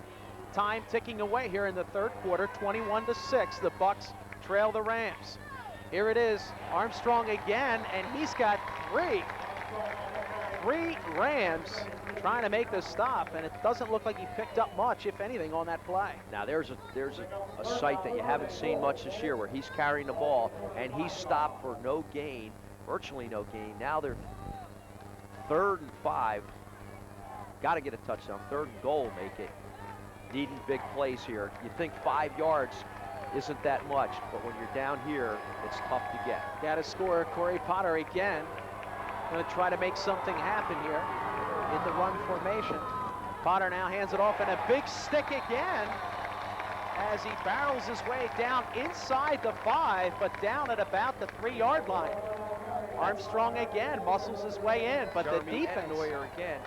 Great job, is able to slice in from his D-line spot, get penetration and make the tackle. Now here's a big decision for Pettin. Do I kick a field goal or do I try to get it on 4th down? Big decision here. Well, considering the amount of time that expired on the clock due to the Bucks running the ball upfield, we're looking at 5:43 to go in the 3rd quarter. Now they trail 21-6, but what's going to factor in a big way, if the Bucks can punch it, if Pettin decides to go for it and they punch into the end zone, do you go for the extra point or do you try to go for the 2? Well, I think right now he's thinking to himself, I got to get the 6. I'll worry about that, but that's a good point. I think early on in a game, in a half like here, you're 5 minutes to go in this 3rd quarter. I don't know that that's a critical point at this time, except don't not get one. Get at least one is basically what I'm saying. So if they score, kick the extra point, be down the 8 points with the opportunity somewhere down the road to possibly pick that point up later. Okay, and the Rams defense gets a round of applause. They've been doing the job this afternoon, and their fans cheer them on, as do the Central Bucks West fans, saying, let's go, guys, let's put it in. Play about to resume. It'll be 4th down, and it's on the 4-yard line. So they've got to pick up 4 yards, and it looks like they're going to go for it, Tom. Dave Armstrong lined up in the backfield. It's going to be interesting to see if there's a fake on this play. A big play coming up right here. Armstrong barrels his way, 2nd, and it's touchdown. Dave Armstrong said, I'll do it. I'll get it done. His 2nd touchdown of the afternoon. He didn't get in there, Florian. He actually faked the ball and kept it himself, did Corey Potter. And Central Daulphin has actually held him here on this 4th down play. A big play. And now it's up to CB West to try to make a big play themselves defensively to try to stay in this game. That's a huge play. Lots of green shirts on the play. Again, you got to think Mr. Zimmerman was in there on the play. Didn't catch the actual number, but what a big stand. And CB West now, even though they got Daulphin down in their own territory, have to get the ball back. So the Bucks defense trying to come up with a big play as the Rams defense, and Armstrong's fake was so good I followed him into the end zone. Wishful thinking, as the Rams defense has been the story of this afternoon's game. Bergnelli, big play down there. Actually takes the the back down for a loss of a yard. And here's, you know, you always hear the phrase, defense wins championships. Here's a big defensive series for West. For Daulphin on the other side, they want to get the ball out of here and give themselves some room to work. Pressure situation, Belisic delivers it high down the near sideline, and it looks like it almost picked off there by the Bucks as Chris Ortiz was underneath it, but it was intended for Rudy Garcia. But Ryan Belisic not shy about airing it out down the sideline. We've got an injury, and it looks like Rudy might have been shaken up on that play. Ortiz does a great job. He's inside out. They talk about the defensive back being inside, so as that ball arrives, you can go up, you're going to have first shot at it. He goes up highest point. I believe it's Snyder, the receiver behind him, is actually a little bit taller than he is, so he does a good job to get off his feet, get some hands on the ball, and get it knocked away. He catches that ball. That's a big momentum buster for Central Dauphin. They knock it away. Now they got a big third down play sitting inside their 5-yard line. We hope the Dauphin player is okay. I'm going to say probably got the wind knocked out of him based on the way he fell. You see a good shot at the cheerleaders of Central Dauphin down here today, doing a good job keeping this Dauphin crowd riled up. And I'll tell you, they really got fired up after that defensive stand down there just a minute ago. Well, that's just as good, and at this point in the game for the Rams, it's even better than scoring some more points when you know that the team that has all these offensive weapons that should pretty much handily take that ball into the end zone, and you stop them short of that touchdown. That is a huge moral victory, not only for the defensive side of the ball, but the offense comes out on the field. And of course for the fans, they feel or they smell that they're that much closer to victory. With 4:56 left to go here in the third quarter. Well, we saw twice now in the first half Coach Chump run that screen pass. They've run it very well. They've run it out of 2 formations. Here you are, you're sitting down here, you need a big play, because you know if you don't get this play now on 4th down, you're going to give the ball back to a very good West offensive team. They've moved the ball effectively against Daulphin. So this, for them, is almost like a defensive play, even though it's an offensive play, because they got to keep the ball away from CBUS. There's number 3. He's up. Rudy Garcia. Garcia. That was Garcia, by the way, on the reception. You're right. And I think all he did was, as he came down, he either fell on the defensive guy's foot. I think he just gets the wind knocked out of him. Tough kid, he'll be back. So a big play here for the Rams coming up. 3rd and 11 from their 3-yard line. And Ryan Belisic, a very accomplished quarterback, playing with a lot of confidence this afternoon, steps back. He's in his own end zone. Another quick dump pass, and he completes it. It's going to be short of the first down, and he made the pass to Chris Garcia. That time, nice play, but what happens is the design of the play takes Belichick very deep into the end zone. The pattern run by Garcia is only a 5. Look how deep he is in the end zone. By the time he just floats it off there, gets it over the hand of the defender, but by the time he catches it and gets squared around the run, West does a good job to defend. It looks like Jacob Blumgren right there. Nice job. That's a big tackle. So Brandon Manning from out of his end zone, no pressure, and he hits it high down the middle, and a fair catch signal. And once again, the Bucks will get a smart decision by Chris Ortiz. So it'll be at about the 43-yard line. So the Bucks offense will go to work on the Rams side of the field with 4:11 left to go in that third quarter. It's 21-6, Central Dauphin leading Central Bucks West. When West was held on that 4th down play, there was roughly 5.5 minutes to go. We're now at 4:11. Really no damage done, not getting the ball in. They lost about a minute or so, minute and a half on the clock, but they've got the ball back, good field position. Forget about that. Defense doing their job on their side of the ball. Corey Potter again fires it down the far sideline, intended, and it looks like it's caught. Polina. Mario Polina, who was in many formations this afternoon and might have been, you could factor him as pretty much the forgotten player up to this point. And Corey decides to air it out as you get a look at it on the screen. You don't see the receiver, but he's running what you call a cross-country pattern here. Great flight on the ball by Corey Potter. Right in there between the defender. Polina lays out for the ball. has a great opportunity, maybe even not to hold on. You see him cradle it there at one arm as he goes out of bounds. Huge play for CB West. They're knocking right back on the door. They're at the 13-yard line, first down.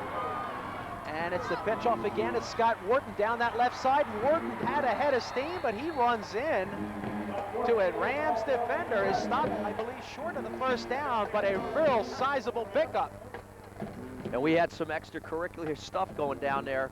No flags. I'm surprised. I saw a guy from Dalphin actually wrestle a guy to the ground. The officials aren't going to let any of that try to interfere with a game like this. But the Dalphin players got to keep their heads, don't want to have a penalty and hurt their team. So the ball's on the 5-yard line. It's 2nd and 2. Pickup of 8 by Scott Wharton on that play. As Potter gets back, hands it, and it's Armstrong this time. And Dave bustles his way in, and it is touchdown that time. It took us the next possession before Dave Armstrong picked up his 2nd touchdown of the afternoon. No damage done. They held them. West kept their poise. Defense wins championships. They hold them down there. Don't let them get a first down. Force them to punt. 3 plays later, they punch it in. You got to say that's a mark. If you're going to be a champion, that's the mark of it. You got to come back from adversity, and they have so far. Okay, and it looks like the Bucks will decide to go for 2 points. They are showing 2 receivers on the near side and Dave Armstrong in the backfield. And we've got motion coming on again to the near side. Potter rolls to his right, barrels in, he dives and he scores. You gotta love that effort. You gotta see that play. Corey Potter was like Superman. He left the field on the 3-yard line, full out. You aren't gonna beat me. I'm getting into the end zone no matter what he does. You gotta love that. Well, here it is. Here's a view from He should have an S on his shirt. Here it is. Up and in. Beautiful. You gotta love that. That's a kid with heart. Heart, hustle, talent, and determination. And even though, despite some of the shortcomings that the Bucks have encountered this afternoon, it's been their leaders that have found a way to keep their team in the game. So a very valuable extra point was missed earlier in the 2nd quarter, and now with Corey Potter's big 2-point play here in the 3rd quarter, the score now reads Central Dauphin Rams 21 and the Central Bucks West Bucks 14. And man, have we got a game coming alive now. 3:21, third to go here in this 3rd quarter.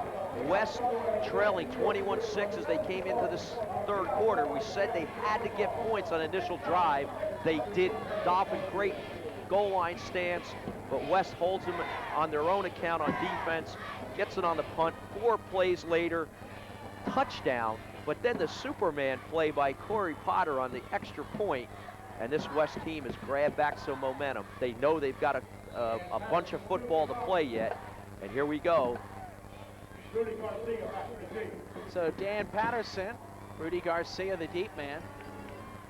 Garcia comes up left-footed from the 40, drives it down the far side. It's going to be picked up, A.J. Connolly, and he brings it over the near side, 35, 40. Connolly's going over the 50, down at the 40, and he goes out of bounds at the 37-yard line. You talk about big plays. Big plays on special teams also factor in a big way, and there you saw great individual effort. A.J. Connolly, by way of some great blocking on the kickoff return team of the Rams, getting his team in great field possession. You talk about coaching and how Chump his past experience has really played a big part in this game. West has been pooching the ball. He moved his back line up a line, and you had A.J. Connolly now feeling the ball, where in the first half he wasn't there. It's Ryan Belisek to go to work, hands it inside, and as Garcia looks like he struggles, he gets back to the line of scrimmage. Buckley and Crognali on the tackle. Early penetration, get into the backfield, don't let that play develop, and they take him down for no gain. So it's 2nd and 11. Scoreboard showing a loss of a yard. We're under 3 minutes to go in the 3rd. 21-14. The Bucks trail CD by a touchdown. 2 receivers on the far side. Kozlov on the near side. He looks, quick, throws one to Kozlov, complete. Kozlov goes inside, runs into trouble, picks up maybe 3 yards, 2-3 yards on the play, and then is thrown back behind the line of scrimmage. What an outstanding play. The duo of Corey Potter and Greg Ward, I'm telling you, Kozlov's a bona fide top-notch receiver at this level, catches the ball, one block he needs, and he's scoring on this play. And here it is, Corey Potter, he's inside eye of him. Quick pass, now watch the play Ward makes. He's inside, Kozlov's gonna try to take it inside. Look at him, he reaches back, gets a piece of it, and Potter's there to square him up and take him down.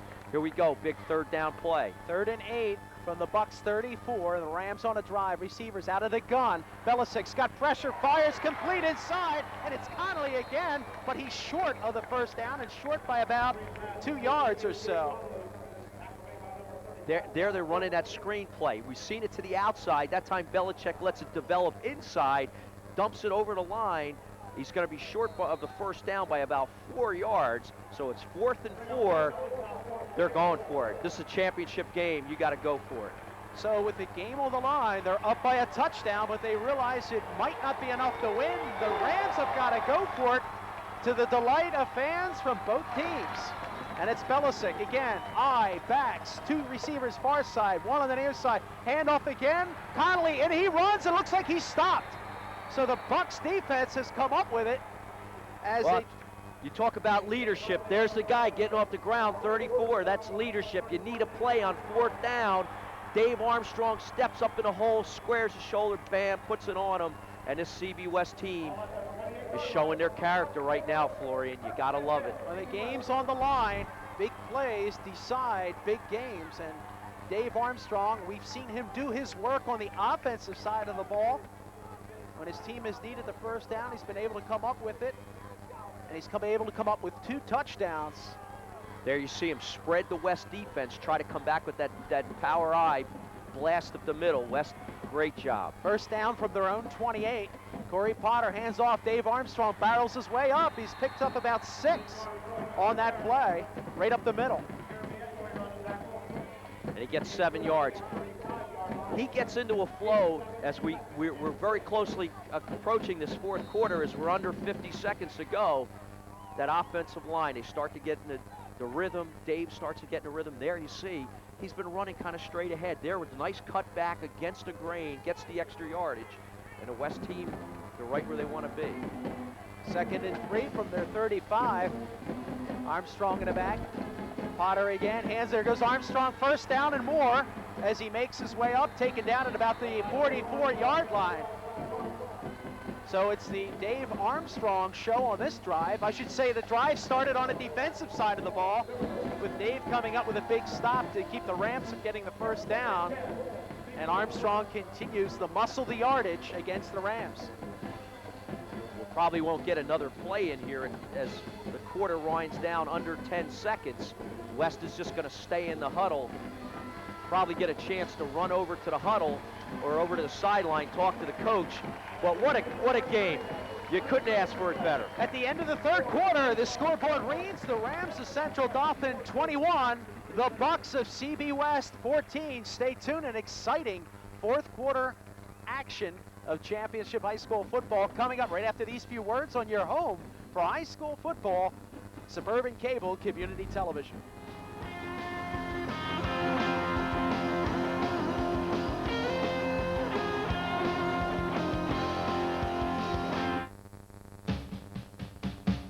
My neighbor Scott is always so busy.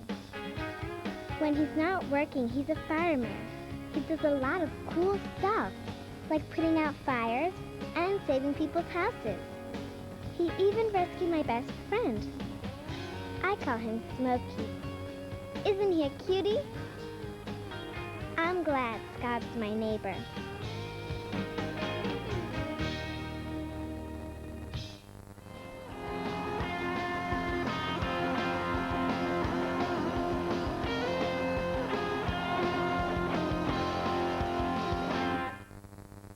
Action back here at Hershey Park Stadium. It's the Rams leading the Bucks of Central Bucks West 21-14. Bucks Ball's on the 43. They're on the move. They need to get a touchdown. 12 minutes left in regulation football time as the Bucks continue to go to work, and it looks like they'll continue to run away at the Rams. And off again. Armstrong barrels his way up the middle, picks up about 5 on that play. I had the luxury of being on the sideline when they played Plymouth Whitemarsh, and as the halftime ended, I ran into Joe Holman. Joe Holman is the weight trainer for CB West. As Dave's got an equipment problem he's going to take care of there, and he says, you watch this team in the fourth quarter. That's where they win games. That's where that strength training comes into play. The other team's tired. We're not tired. We're strong. We feel good. Our stamina's good, and it's starting to show right now the dominance of the offensive line on the defensive line here. 2nd and 5. The ball is on their side of the 50 at the 49. Potter again. And we've got a whistle on that offsides, looks like, at the line of scrimmage, possibly.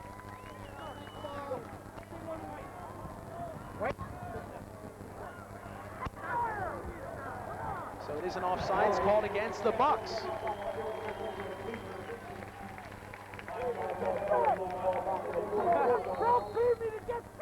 What's even amazing, Tom, you mentioned the first half that a good number of the Bucks players play both ways.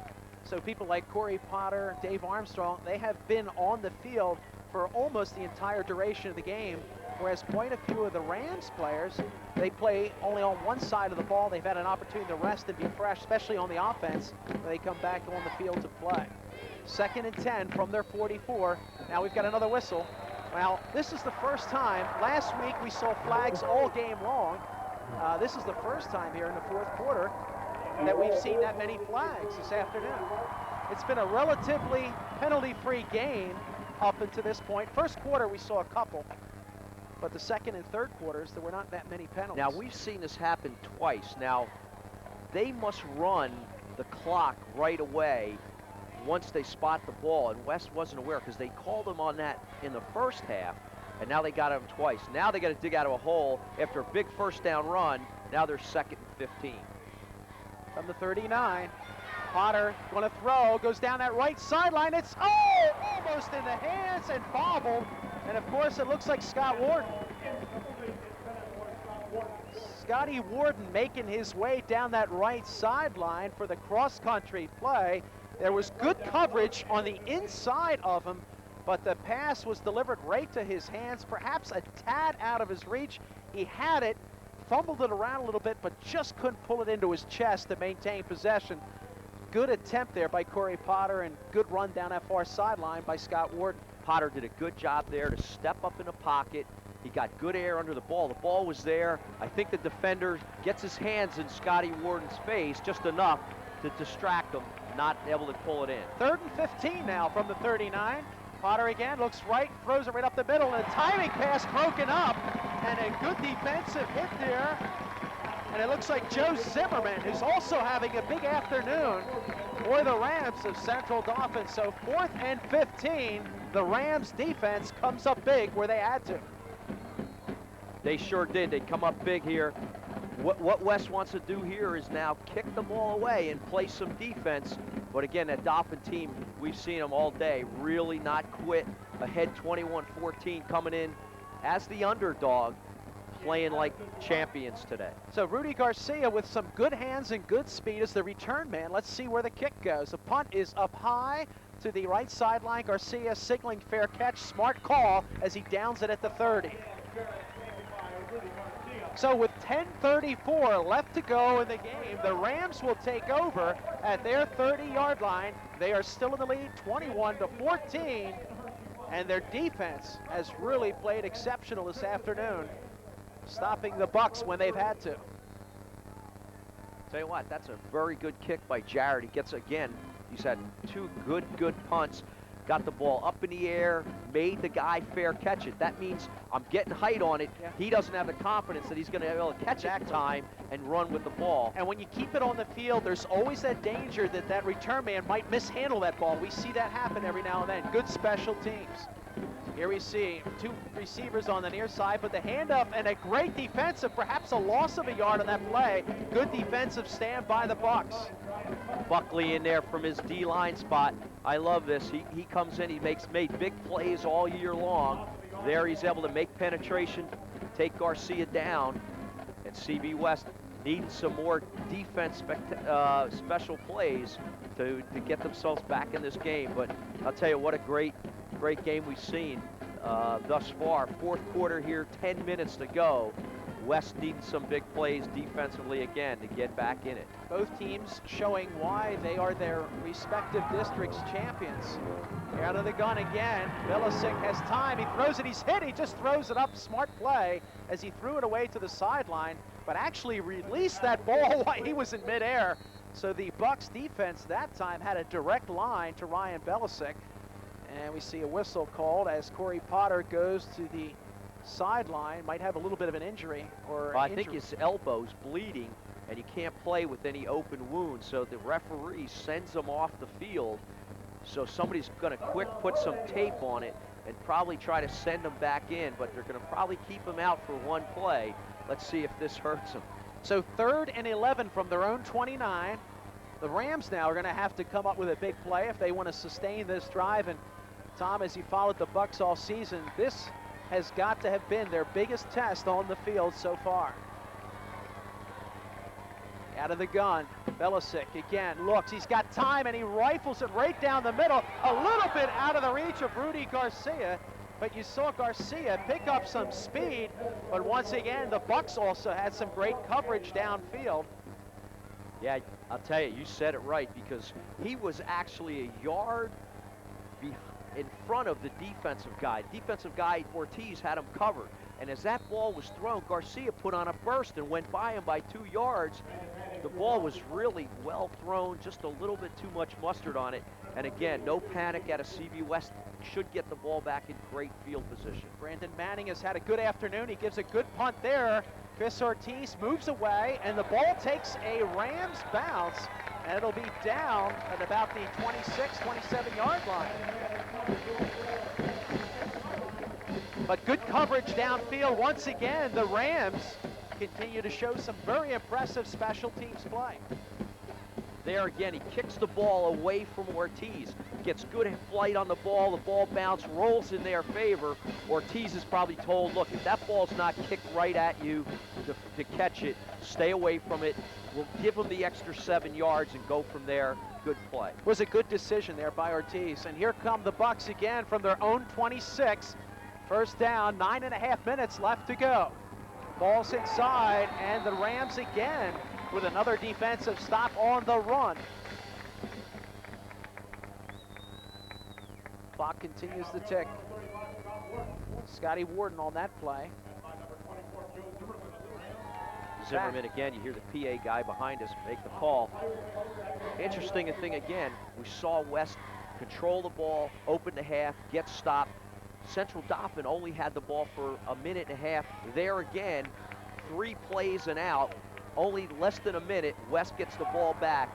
Their ability not to move the ball in the second half has hurt them. Corey Potter holds on to it, cuts inside, and it looks like he gets just a little bit beyond the line of scrimmage as the Rams defense was able to cover the middle and swarm all over Potter as he really had no other options, decided to hold on to it, go up the middle, and the Rams defense was able to recover and make the big play. So it'll be a 3rd and 10 now. The ball's at the 26. Good job. They've seen Potter run that play. They're going to try to get people up in his face, which they do. Got the backs covered, force him to run, and a linebacker comes over, makes a nice play, takes him down for virtually no gain. So two big plays by the defense, looking for a 3rd right now. So Corey Potter immediately sees a defensive formation and he does not like, calls a timeout with 8 minutes and 2 seconds left to go in the game. It's Central Dauphin Rams holding on by a touchdown over CB West 21-14. And man, who would have ever thought that this game was going to be a nail biter, possibly right down to the wire as it appears to be. Well, you look at a lot of games that are big games, and they settle into what becomes a defensive game, and that's what we have right now. Both teams had the ball, have had their the other respective defense stop them, and a lot of it is the coaching, because they've made adjustments to a lot of the plays that they've seen all day.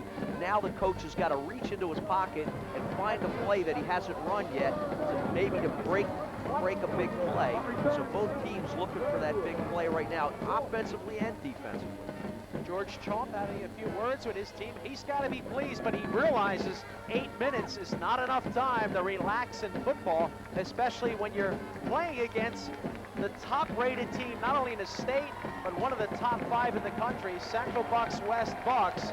And this afternoon, it's shown when you're number 1, how hard it is to be number 1 week in and week out. And the challenge has been great, as presented by the Rams of Central Dauphin. And here we go, 3rd and 10 from their own 26. We got 2 receivers on the far side. Slot left, in motion. Helena goes. Potter rolls out to his right. He's got time, he's got space. Cuts inside, and he's going to be swarmed again as he picks up maybe a yard on that play. Say a sensational team effort on defense by the Rams, have covered all the options. Even Corey Potter wasn't able to break through up the middle. Again, it's a flood pattern. He tries to get out there. He has the option to run or throw. They got the lineman cover. Their defensive end, Childs, does a good job of sliding down the line of scrimmage to give Potter no look to run the ball. And then he's got to try to cut it up. They do a great job. A little bit of a pressure punt on the sophomore. Danny Jarrett holds it, gets a nice foot-high delivery. Garcia Ways, fair catch, and downs it at the 39-yard line. So good special teams again there by both teams. 7 minutes, 10 seconds left to go in regulation. The Rams 21, the Bucks 14. Chris Pagano down there on the punt coverage team does a good job. He bursts the speed, gets down there. He forces the guy to make a fair catch. If he looks down the field and he sees you coming hard, when he's got to make a quick decision, hey, I got a fair catch. He puts the hand up, takes it in. Again, here it comes. Defense wins. Both teams right now in a defensive struggle. Who's got that big play in their pocket? We'll see. Some of the sights here at Hershey Park Stadium. As Belisic rolls out to his left, he airs it down that left side, hoping to hit a strike. It's up for grabs. In and hands, it's Kozlov. Kozlov down inside about the 25-yard line of the Bucks. Let's see, and the referee signals he caught it. He had coverage in front of him and behind him. Andy Kozlov with a big clutch play. We've talked about players coming up with big plays in big games to decide the outcome. That could factor in a big way. It becomes a jump ball there. Thing is, they give Belichick time, sits back there, he waits, shows he's got a real strong arm. I'm going to say he threw that ball almost 40 yards in the air. It's just a jump ball. CD comes away with it. Big opportunity here. A lot of pressure on the D for CB. Receiver split, he's got time, he looks for Garcia. It's a little bit high out of his reach, but for the Bucks, good coverage there by Chris Ortiz. But once again, Belisic showing good ability to maneuver, have good balance, but that time he throws the pass just a little bit high. Now the interesting thing is, I'm looking down on the CD sideline. I see nobody practicing, let's say, a field goal or any type of kick. There's no screen, there's no nothing there. Just interesting whether the PIAA allows that, I'm not sure. But here they are, they're on a 25-yard line. If West holds and makes them kick, there's nobody warming up. Just, I point that out. I think it's a key issue at this point in the game. Two receivers on the near side. Belisic again delivers it over Connolly, and he is stopped by Ward. What a great defensive play there by the Bucks. And Connolly has hurt him all day with that little pass out of the backfield. We've seen a screen underneath to the side. Greg Ward, monster season, especially the last 4 or 5 games. There, they throw the ball right into Ward. He actually almost is able to catch the ball himself if he gets there a step sooner, but makes a huge play. Yeah. And now a big third down play. So Clock running. 3rd and 16. It's going to be interesting to see, as you'll see Belichick now take it. Position right behind him is Chris Garcia. He's been relatively quiet on this series, and it goes in his fake reverse handoff. It's Kozlov. He comes up, and he's going to be taken down at the 25. We saw that play early in the first half. Same thing to Kozlov. Only got about 5 or 6 yards. They were down near the goal line, so it looks like a big play, but West has done a good job to contain that. Usually you see plays like that go for 6. That's right, a big game opener plays, those reverses are, but the Bucks, the defense, done a fine job of reading the plays and also a good concentration on where the ball has been changing hands. And think about how big that play is Ward makes on that earlier play, because that play puts them in first down. That's right. Instead, now they're 4th down, they're going for it and not able to kick Out of the a field gun. goal. Belichick, pressure, fakes a handoff, rolls over to his left, is being chased. He's looking for help, and it's going to be stopped. Beautiful double teamwork. Armstrong's picked up the ball. It's a fumble. Dustin Picciotti was the first guy over there, and then he was followed up by a teammate on the far side. We'll see. It might have been Matt Carey. And Dave Armstrong follows up, picking up the ball. You talk about a big play, but there were at least 3 or 4 individuals directly responsible. I should say the whole team, because the coverage was such in the secondary that Belichick had no really option downfield, and it was great hot pursuit initiated there, I believe, by Dustin Picciotti. You got to love it. They're sitting on their own 45-yard line, 4:46 to go, 4th quarter. This is the drive. Got to have it. 1st and 10 from 45. It's a pitch back. Warden rolls out to the right, gets beyond the line of scrimmage about 1, and he is hit pretty hard. Maybe he gets a yard on that play, but once again, the Rams defense keying in on the ball carrier. And let's try to keep track of some of the positives there. No gain, but what he did was, I thought he got out of bounds to stop the clock. The clock is now running, which I'm kind of surprised at, but there it goes, 4:18, 4:17, and counting here in this 4th quarter.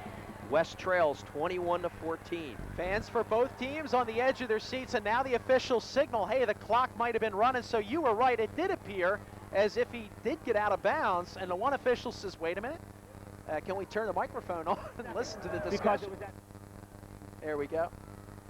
Clock is stopped finally now, but there were quite a few seconds that might have ticked off that clock while we waited for the start of the next play. Stay there, fellas. Fellas, stay there.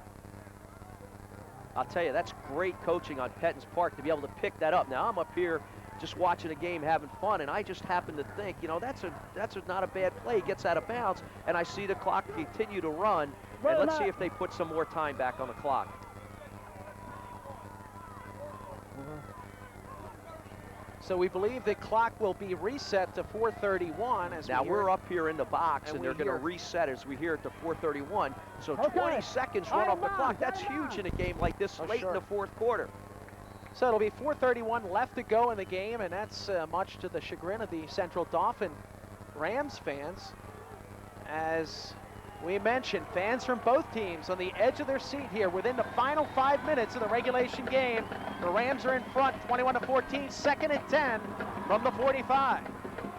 Here it is, Corey Potter dumps it in, a pass is caught. Dave Armstrong over to 45, out of bounds.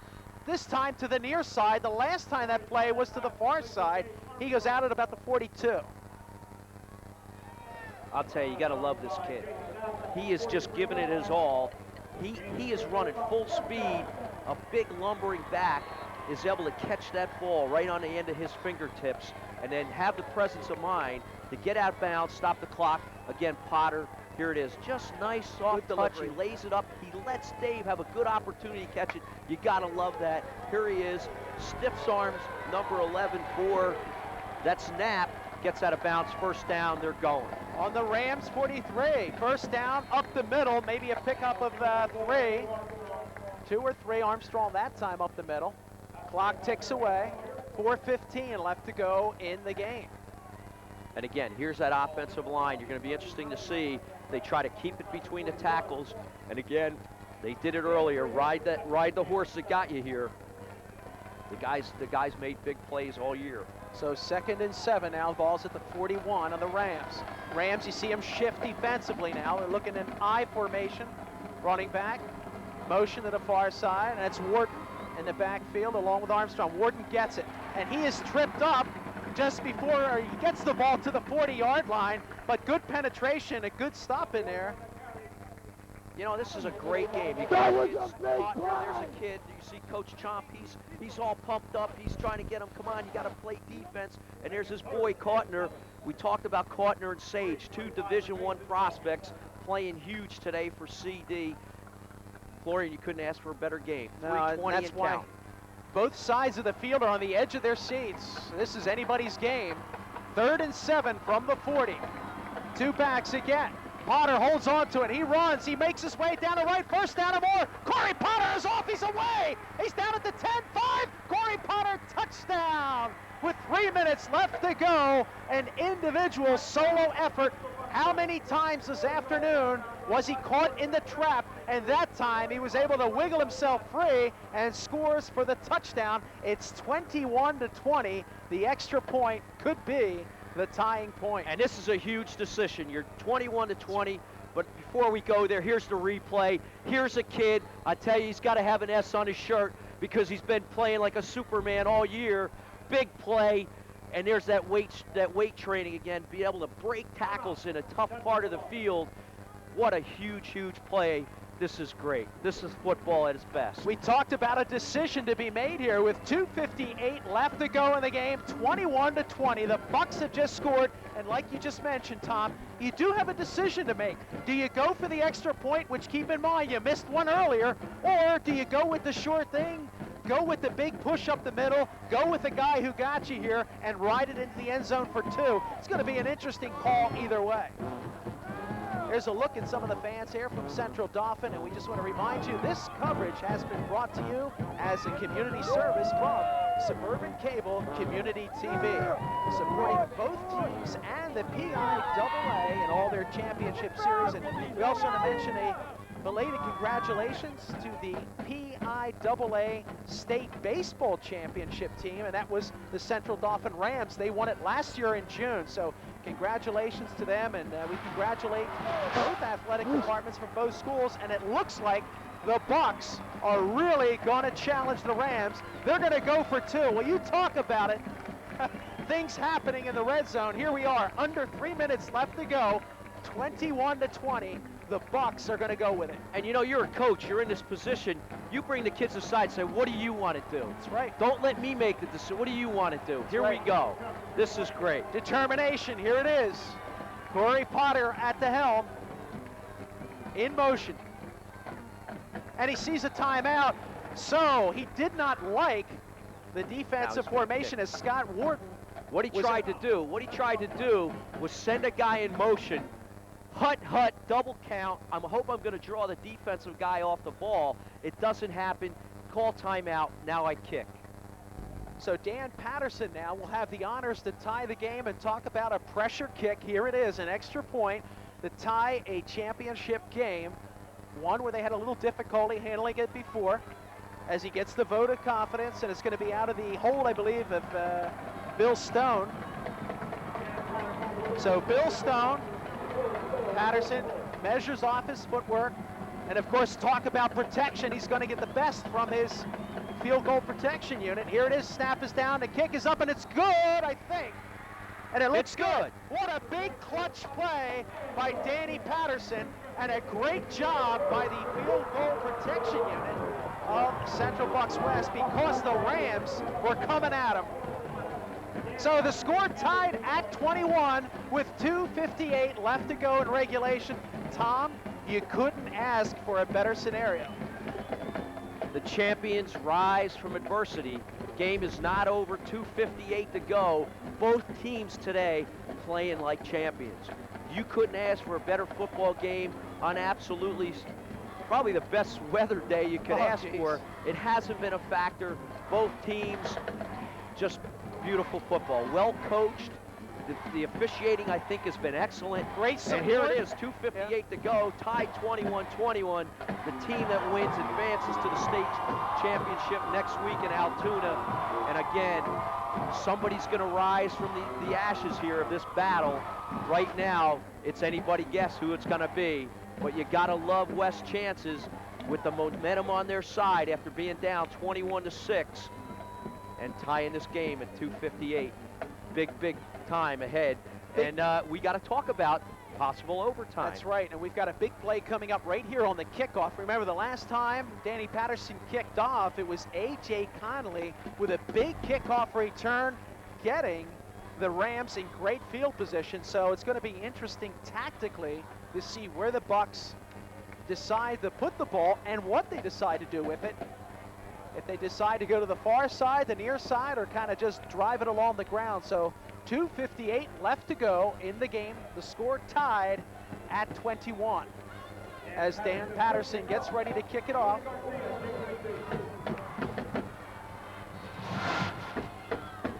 And he's got Rudy Garcia, the deep man. He drives it to the far side. It's going to be picked up. Nick Cantone over to 30. Cantone now runs into trouble, and he's taken down. A good surge up front there by the Bucks, Dave Edwards. So Dave Edwards, great special teams play, and good hands by Nick Cantone as Cantone tried to bring it across field. So it'll be the Rams taking over on their 28-yard line, 1st and 10. The defense has really come on strong for the Bucks in the fourth quarter. Here's another big stand for them right here. Yeah, the game long from over. Belisek has shown he can throw the ball. He's had big plays. To Kosloff, his receiver, he can throw the ball to Connolly out of the backfield as screen. So big plays they're capable of. So West, this game is not over yet. Connolly as a receiver on the far side. Belisek and really hammered down. Dustin Pucciati. On play, and Dustin has really turned it on here in the fourth quarter.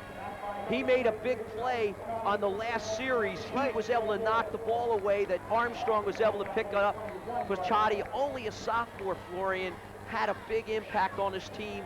A lot of input late in the season. You got to love it if you're a Buck fan, knowing this kid's coming back for 2 more years. Great defensive play, puts the Rams in a 2nd and 17 situation from the 21, their own 21. Keep in mind, A.J. Connolly as a receiver on the far side. On the near side, you've got Garcia and Kozlov.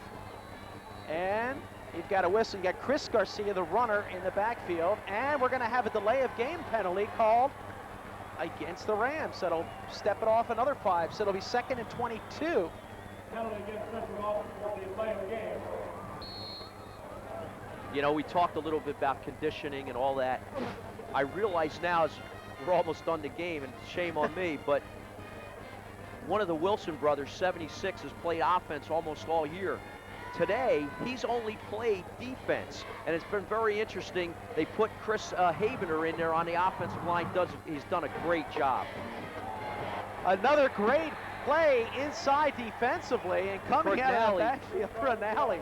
I'll tell you what, defense wins championships, and this West team has shown up in this fourth quarter, shown that they can make big plays. That kid playing nose tackle has had a huge season. There again, he's able to get penetration and make tackle in the backfield. I'll tell you what, 138, 137 and running is they're letting the clock run down. They need a big play here. They're going to give the West team ball back in very good field position with time to possibly get points. That defensive line of the Bucks winning the war in the trenches. And once again, Belisek really pressed 3rd and 26. Here he goes, rolls, cuts inside. He's got some room, cuts, and now he's double and triple. 4 guys bring him down as he really didn't have much of an opportunity to get back to the line of scrimmage. Buckley, Brian Buckley, just an unsung hero, defensive line. He's there. He does a good job to flow with it, but not let the guy cut back. That's good, knowing where your lanes of pursuit are on the defense. He stays home, makes the tackle. It's coming down to it. Under a minute to go. The clock's running. If you're the Rams, do you punt this away, Tom, or do you take the delay of game and just wasted time off the clock. Here it is, he's gonna punt it. Manning under pressure, gets it away. It's gonna bounce, and of course, the Bucks are gonna leave it alone with smart play as it stops at the Bucks 45, and Chris Ortiz doing a nice job with his decision making, and that is a sign of somebody well coached and well into the game, because at some of the higher levels of football, we see a lot of guys hesitate for a moment, and if you have a moment of indecision, chances are that'll turn into a catastrophic play. And we talked about the chess matches going back and forth with the coaches. George Tump, great job. He knows CB West doesn't have any timeouts. I'm going to wait and hold that ball to the very last second and kick it. He really, defensively, West shut him down, but he ate up the whole clock doing it. Right. 25 seconds to go. Here we go. Potter rolls out. He's being pursued from behind, delivers it in the air. Oh, intended, and it's going to be pass interference, and it might have been Nick Cantone, but behind was Rudy Garcia. But Titus was the intended receiver, so Cantone and Garcia sandwiched Titus in the air. The flag is at the Rams' 30-yard line. 15. And it'll be 15-yard penalty. And you heard the roar on our side. CD fans didn't like it. Questionable call, especially at this point in the game. Great opportunity now for CB West. They're sitting on the just inside. Well, I'll tell you what, it's not going to be where he was interfered. It's pass interference. It's an automatic first down. They're going to get it on the 40. 20 seconds to go. What do they got in their playbook? We talked about having that special play. That's right. Let's see if Mike Pettin's got it. Okay, here we go from the Rams' 40-yard line. Receivers are split, two backs.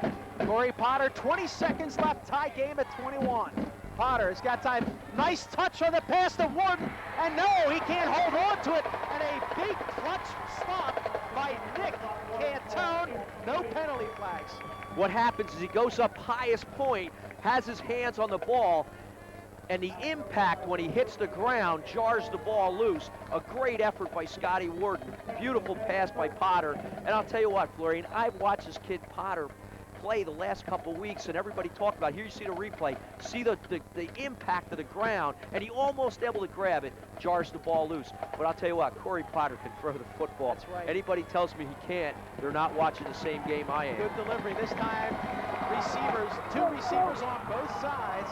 Potter rolls back, 12 seconds, rolls out to his right, tries to get out of bounds, and he does.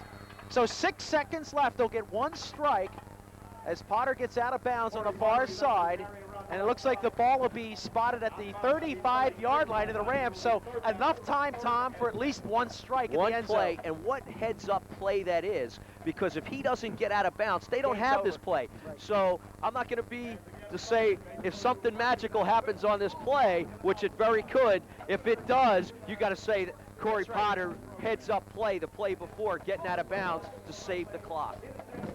And once again, the effects of some very, very accomplished coaching on both sides of the ball. Players from both teams, well-disciplined. Both teams, as we take a timeout on the field, 6 seconds left to go. If the game is tied, we will go into overtime. As you take a look at the Hershey Park Stadium scoreboard, 21-21. And an exciting afternoon of PIAA Quad A football. The winner of this week's game earns a trip to Altoona. And they'll play the winner of the Upper St. Clair Erie McDowell matchup semifinal. Going on in the western side of the state this afternoon. Up to this point, we have not heard any scores, so we don't know the outcome of that game. That game will wrap it up for the PIAA football. And we congratulate both teams and their respective athletic departments on their accomplishments this year. And we wish the graduating seniors all the success as they move on their collegiate careers or their other post-high school pursuits. And look forward to another entertaining year of high school football next year, 1998, 99. Here we go. So the ball's at the 36, the last play of regulation. Potter. Receivers, two on the far side. He slips, gains his momentum. Time is just about ready to expire, and Corey Potter will be down at the 23, and that'll do it. So the game ends at 21-21. Overtime period will be coming up We'll take a break in the action, and we'll come right back with all the action right after these few words on your home for high school sports, Suburban Cable Community Television. This is who I am. I am rich. I am poor. I am a girl. I am a boy. I am from the city. I am from the country. I know exactly what I want to do. Who I want to be. I have no idea. What I want to do. Who I want to be. No matter who you are or where you're from, the United States Air Force may be the place for you to learn, to grow, and to be successful in life. I have potential. My future is unlimited. I am somebody.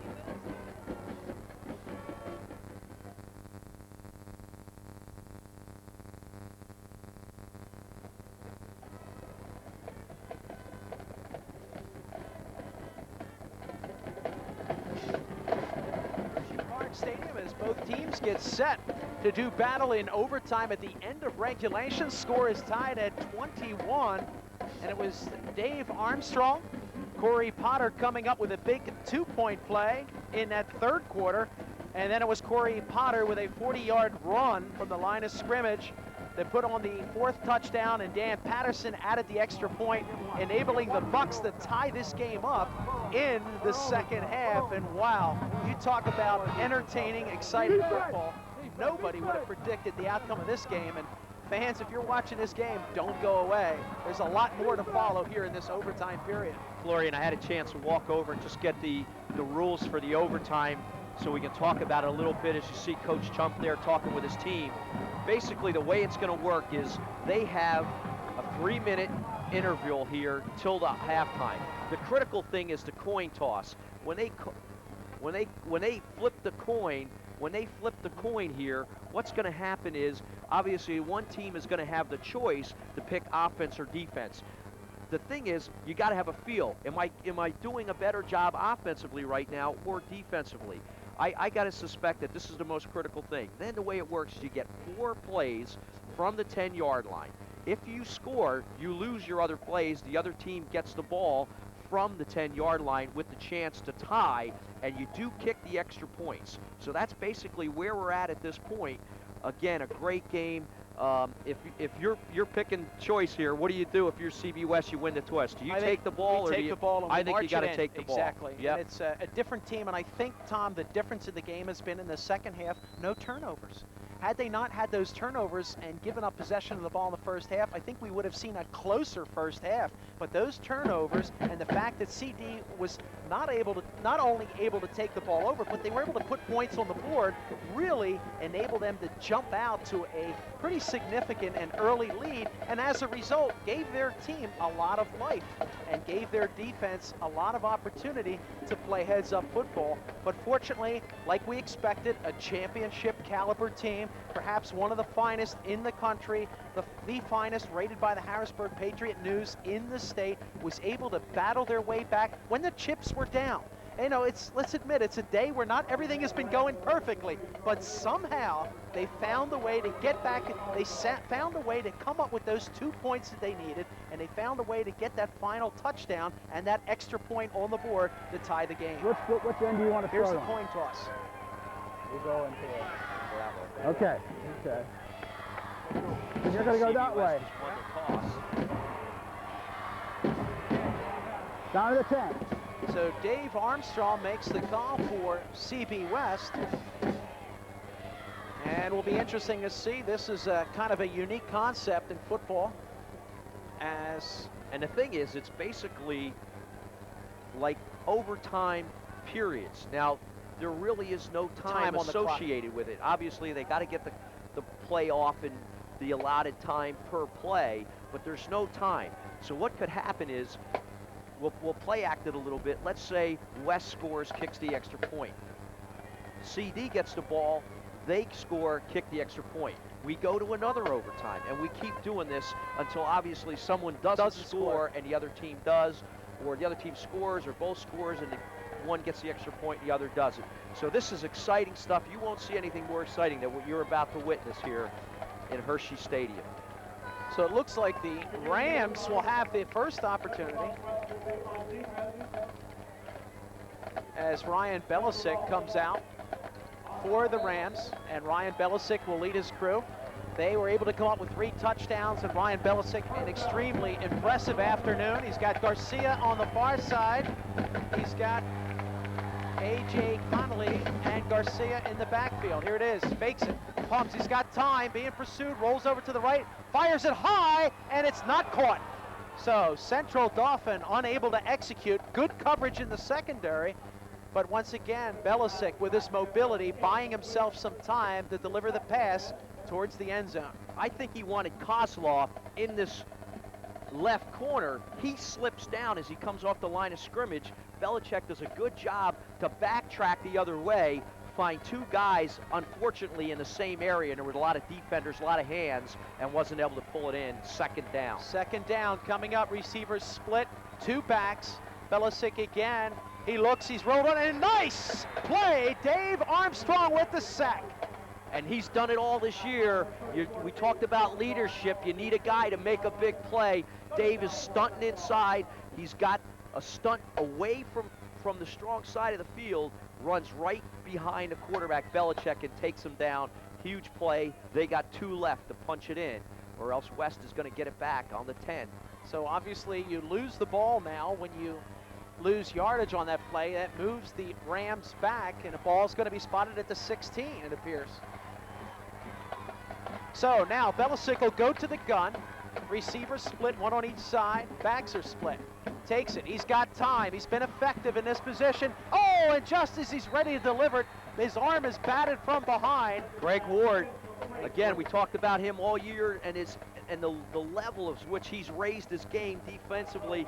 There he puts a lot of pressure on the offensive lineman, closes him in at the last second, is able to get a piece of that arm and then eventually take Belisic down. And here it is, 4th down. So on 3 downs, the Rams have not been able to get it into the end zone, and they're going to go for the kick. So Jim Miller is a very impressive kicker, will be attempting about a 33-yard field goal out of the hole of Manning. The down, the kick is up, and it looks good. I would say good. So Jim Miller nails a 33-yard field goal. So a big foot comes in, so the difference in the game, Central Dauphin goes up 24-21. Now the Bucks will have their share of downs to try to put it in the end zone. Any idea what the first play might be? I got to say, we've said it all day, you got to go to the guys that got you here. Corey Potter's having a monster game, but I still think Dave Armstrong's the guy that has shown that he can run the football, he can run it hard. You're in that huddle over there, you're telling your offensive line, we need movement.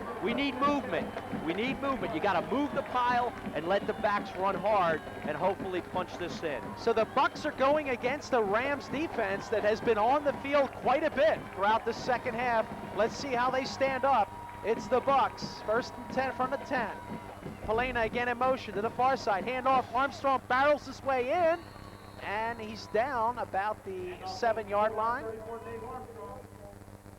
Pickup of about 3. And again, Dave gets down to the 7, so he gets 3 yards. Not a bad play on 1st down. Now it's going to be interesting to see if he looks to Big Dave again. 2nd down from the 7-yard line. The Bucks inch their way closer to the end zone. Palena again in motion to the far side. Potter holds on to it, runs, makes his way to the corner. It's in! It's over! Corey Potter holds on to the ball from 7 yards out and carries it in. How appropriate. It's over. It is over. Congratulations to the Central Bucks West Bucks as Potter is being mobbed on the far side. The game is over. You can't imagine what you've witnessed here today. a team down 21-6 at halftime, has just come back. They've climbed the mountain today to take them to Altoona. You gotta love it. There's a big hug, Mike Carey, Joe Hallman, all those coaches. And there's that big offensive line. There's Ben Carver. What a great shot that is. Hold it up, Mike Carey, the coach. What a tremendous feeling to win a game like this. Central Bucks, West Bucks, and their coaching staff, the offensive line. And maybe we get a shot of some of the players. There you see a player for Central Daulphin Rams. They're just stunned, laying on the field. Stunned and dejected, but they've got to hold their heads up high.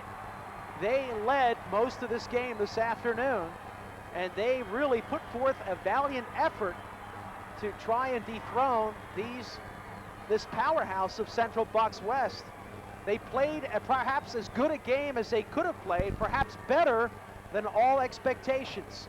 And it's got to be stunning. But next week, as Central Bucks West heads to Altoona and the final rankings are out, the players from Central Daulphin have got to appreciate their performance and accomplishments this season, because they have had an absolutely spectacular year. Corey Potter, you got to say, player of the game, just when they needed the big play. We talked about leadership, and you got to talk about Dave Armstrong. He made big plays defensively. Wasn't the big guy offensively today, but defensively made big plays. Greg Ward made big plays. Just an outstanding effort, a team effort by CB West. But I'll tell you what, let's go to the other corner, the losing corner, Central Daulphin. What a great effort, great coaching job. Chump right down to the last play. He was doing everything he had to do to win the game. There's Mike Pettin. You see that big air of relief there as he goes, man, I don't know if I can take much more of this. But there's Dave Armstrong, handshake. But Daulphin, what a great effort. Belichick played super. Cantone made big plays in the secondary. Sage, Cotner on the defensive line, and Zimmerman, linebacker. He was all over the field. I'll tell you what, the best football game I've ever seen high school to date, and I've seen a lot of games. And a good part of the Central Daulphin Rams will be back next year. You can expect to see them in the same situation. We'll have more for you on our post-game wrap-up right after these few words on your home for Suburban High School Sports, Suburban Cable Community TV.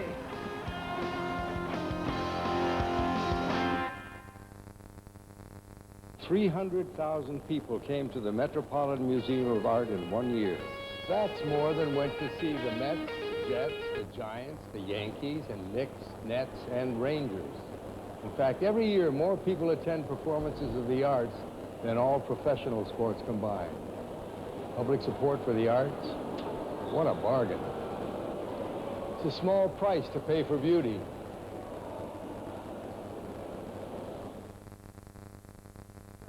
Yesterday in practice.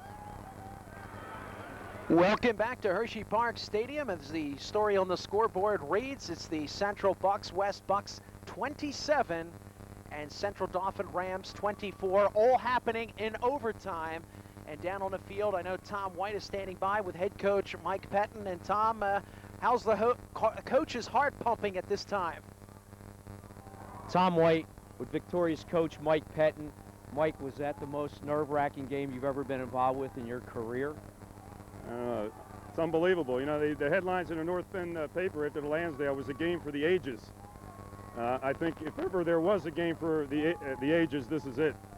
What do you... You know, just incredible. You know, we had some faces in there of total depression first half. We had to do a job on some people.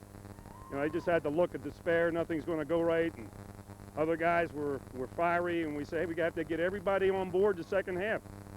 You know, I said before the game, a couple things could really hurt us. Not watching your keys. In the first half, I'm not going to go into, you know, individual breakdowns, but a lot of their big plays, our people just did not watch their keys. And then, of course, the turnovers. We had 2 costly turnovers. You know, I think we had to punt once the first half, and only, you know, that was after we almost made a first down with a lot of penalties. So, you know, the second half, we felt if we could stop them and just stop turning the ball over, we looked like we could move the football. And, you know, but still, you know, the goal line stand they had, that would probably have thrown more doubt into a team that doesn't have the heart of a champion, but our guys do. You score, you make it 21-20. You pull the team over the sideline. What do you say to the kids at that point? Well, when it was 21-20, we felt at that point if we could pull them off sides, we're going to go for 2. Armstrong at 1.5 yards, I like the chances. Right. To their credit, they stayed. And Patterson, who, you know, has been in a kind of a mini slump and has taken a lot of heat, you know, that was one of the keys to the game. Patterson steps up to the plate under all kind of pressure, keeps his head down, follows through, perfect. You know, at that point, I just felt that the guys in green are thinking, what do we got here? And I could just see emotionally our guys surge. You know, everybody's going to talk about this last play Corey Potter had for a touchdown. I'm going to talk about, I think for a long time, the play he makes on that 2-point conversion when you're down 21-12. Well, I said to everybody, he should have had an S on his shirt. He left the ground at the 3-yard line to get into the end zone. Dave Armstrong stepped on his foot in practice yesterday, and he already had a bad foot. And during the game, he wasn't making his usual cuts. And I said, you know, make the cut, he says, Coach, I can't cut. And then it got to a point where I started asking him, hey, can you do this? And, you know, we had that 2-point play set up before the game. I knew what we were going to do, but if he can't make the cut, he can't do it. And I said, can you make the cut? Can you get it in there? He said, I'll get it in there. And he got it in there. And then down here, how about the move? I thought he was out of bounds. You know, we went with Armstrong, and I felt, hey, he's a winner. Let's give it to Potter again, bad foot and all, he scores. Well, great job this year. I know you got to get focused, 1 more week to go. Great job. Thank you. The town of Doylestown has been they entertained all year. They can be proud of those kids because I think a lot of the clubs we played this year have more talent, but we haven't seen anybody with more heart. And these kids have worked their tails off. Well, congratulations. Good luck to you next week. Tom White with head coach Mike Pettin, winners of this PIAA 4A Eastern Final game. They will move on next week to Altoona, the big turkey there. We're going to go back up in the booth to Florian. I might see if I can get a chance to talk to Corey Potter, so I might be back to you. Let's go back to Florian. Thanks very much, Tom, and congratulations once again to head coach Mike Pettin and the entire team, the staff, the coaching staff, as well as the supporters and the community of Doylestown, Pennsylvania, for a very hard-fought, well-won game this afternoon. Also, I should want to extend my congratulations to head coach George Chomp of the Central Dauphin Rams. His team came within one big play of dethroning what everyone felt was a destined champion, and that's Central Bucks West. About as well coached as they could be, the Rams really came prepared to play, and indeed they did. Standing by is Tom White with Corey Potter. We'll be back with more of the wrap-up after Corey's words with Tom White. Tom White with victorious quarterback Corey Potter. Corey, what a tremendous effort today. I talk about, and I think I will for many years, that leap into the end zone when you're trailing 21-12. You need that critical 2-point conversion. What was going through your mind when you're running there? It was like you're determined. You got to have it. I mean, I didn't want to be turned back. I mean, this game I wanted more than any other game since I've been a sophomore. You know, we've been working for this. We've been shut out the past 2 years. We haven't gotten this far, so I wasn't letting anything hold me back. So I just wanted to make sure I was getting in. Well, great leadership. I'll tell you what, the coaches have been really patient with you this year. Exit last year, Travis Blumgren, a known well quarterback. You have to step into big shoes. They were very patient with you in the passing game. But I said today, if anybody tells me Corey Potter can't throw the ball, they're not watching the same ball. You had a great day throwing the ball as well as running the ball, which I think makes a defense really struggle. So what has the coaches done with you this year to help you in your passing game? They've just been real patient. I worked a lot with the quarterback coach, Dan Carey, throughout the summer, and we went out early to practices. They just showed me all the little things I need to do. You do the little things, and it helps. The other stuff will just come along with the experience. So your senior year, you're going out to Altoona next week. You got to stay focused for 1 more week. Looking just ahead, any schools talking to you at this time next year? Yeah, there's a couple. New Hampshire, Lehigh, Towson, East Stroudsburg. It's from all over, but I'm not real concerned about that. I'm just thinking about Altoona. One more week, right? Yeah. Great job. Congratulations. We wish you the best of luck next week. Thank you. Tom White with Corey Potter, victorious quarterback for CB West. CB West on to Altoona next week. Let's go back up to Florian in the booth. Thanks very much, Tom and Corey. And there's some great words of a great leader. And to talk about the Corey Potter show, indeed it was in the second half. At halftime, it was the Central Dauphin Rams leading the CB West Bucks by a score of 21-6. And then all of a sudden, it was the Bucks defense going to work and keeping the Central Dauphin Rams from adding points in the second half. And it was Dave Armstrong in the third quarter with a 5-yard run, and a big play followed thereafter. And that was what Tom White described Corey Potter in flight with the S on the front of his jersey, dove into the end zone for a key two-point play. Was so important earlier in the first half when the Bucks scored. They missed that extra point. At that time, the score was 21-14. But the Bucks defense had to play a near flawless second half as they kept the Rams from getting on the scoreboard. And then it was Corey Potter from a sensational run about 40 yards, almost at midfield, goes into the end zone. And then after a timeout, Dan Patterson, you heard Coach Pettin just moments ago applaud the youngster under extreme pressure, a key extra point, coming up with a score 21-21. And that's how the score stood as time expired in regulation. And in overtime, once again, it was the Bucks defense going to work, keeping the Rams from getting into the end zone. But it was Jim Miller with a nice 33-yard field goal that put the points on the scoreboard for the Rams in overtime. The score then at that time was 24-21. And then in overtime, Corey Potter with a 7-yard run. How appropriate, a senior quarterback, as you heard him say just moments earlier, waited 2 years. It was 2 years in the making, this championship run. Of course, being a member of the CB West team, there's always great expectations. The last 2 years, the Bucks have come up short, and as a result, we talked about this team being focused. But I'll tell you, as Tom White joins me up in the booth, a team that came so close to dethroning a destined champion, this Central Dauphin Rams team, coached by head coach George Chomp and his staff. What a fantastic show. And as I mentioned earlier, they were just one big play away from winning this afternoon's game. Well, you talk about some of the things that happened to them in the second half. Defense wins championships. West holds them to 3 points. And we saw the explosiveness of this team in the first half. To me, that's the game, because they showed they could move the ball against West. However, they weren't able to do it. And congratulations to all the seniors, the Central Dauphin Rams. A great show this afternoon. We're looking at Rudy Garcia, Andy Kozlov, Nick Cantone, and some of the guys will be returning next year. Brandon Manning, A.J. Connolly is a senior. He's going to be graduating. Chris Garcia will be back. Brett Kautner, Central Dauphin Rams. You can expect to see them next year in a playoff capacity as well. Fantastic job also done by our award-winning production crew. I'd like to thank our director, Mr. Lee Wolf. Audio was handled by Bill King. Electronic graphics, Joe Dare McAleese. Our camera operators this afternoon, Jeff Kennedy, Bob McMahon, and John Stevens. And I know, Tom, you have any closing words you'd like to say? I got one thing to say. Defense wins championships. And, you know, a champion rises from the ashes. And this CB West team did.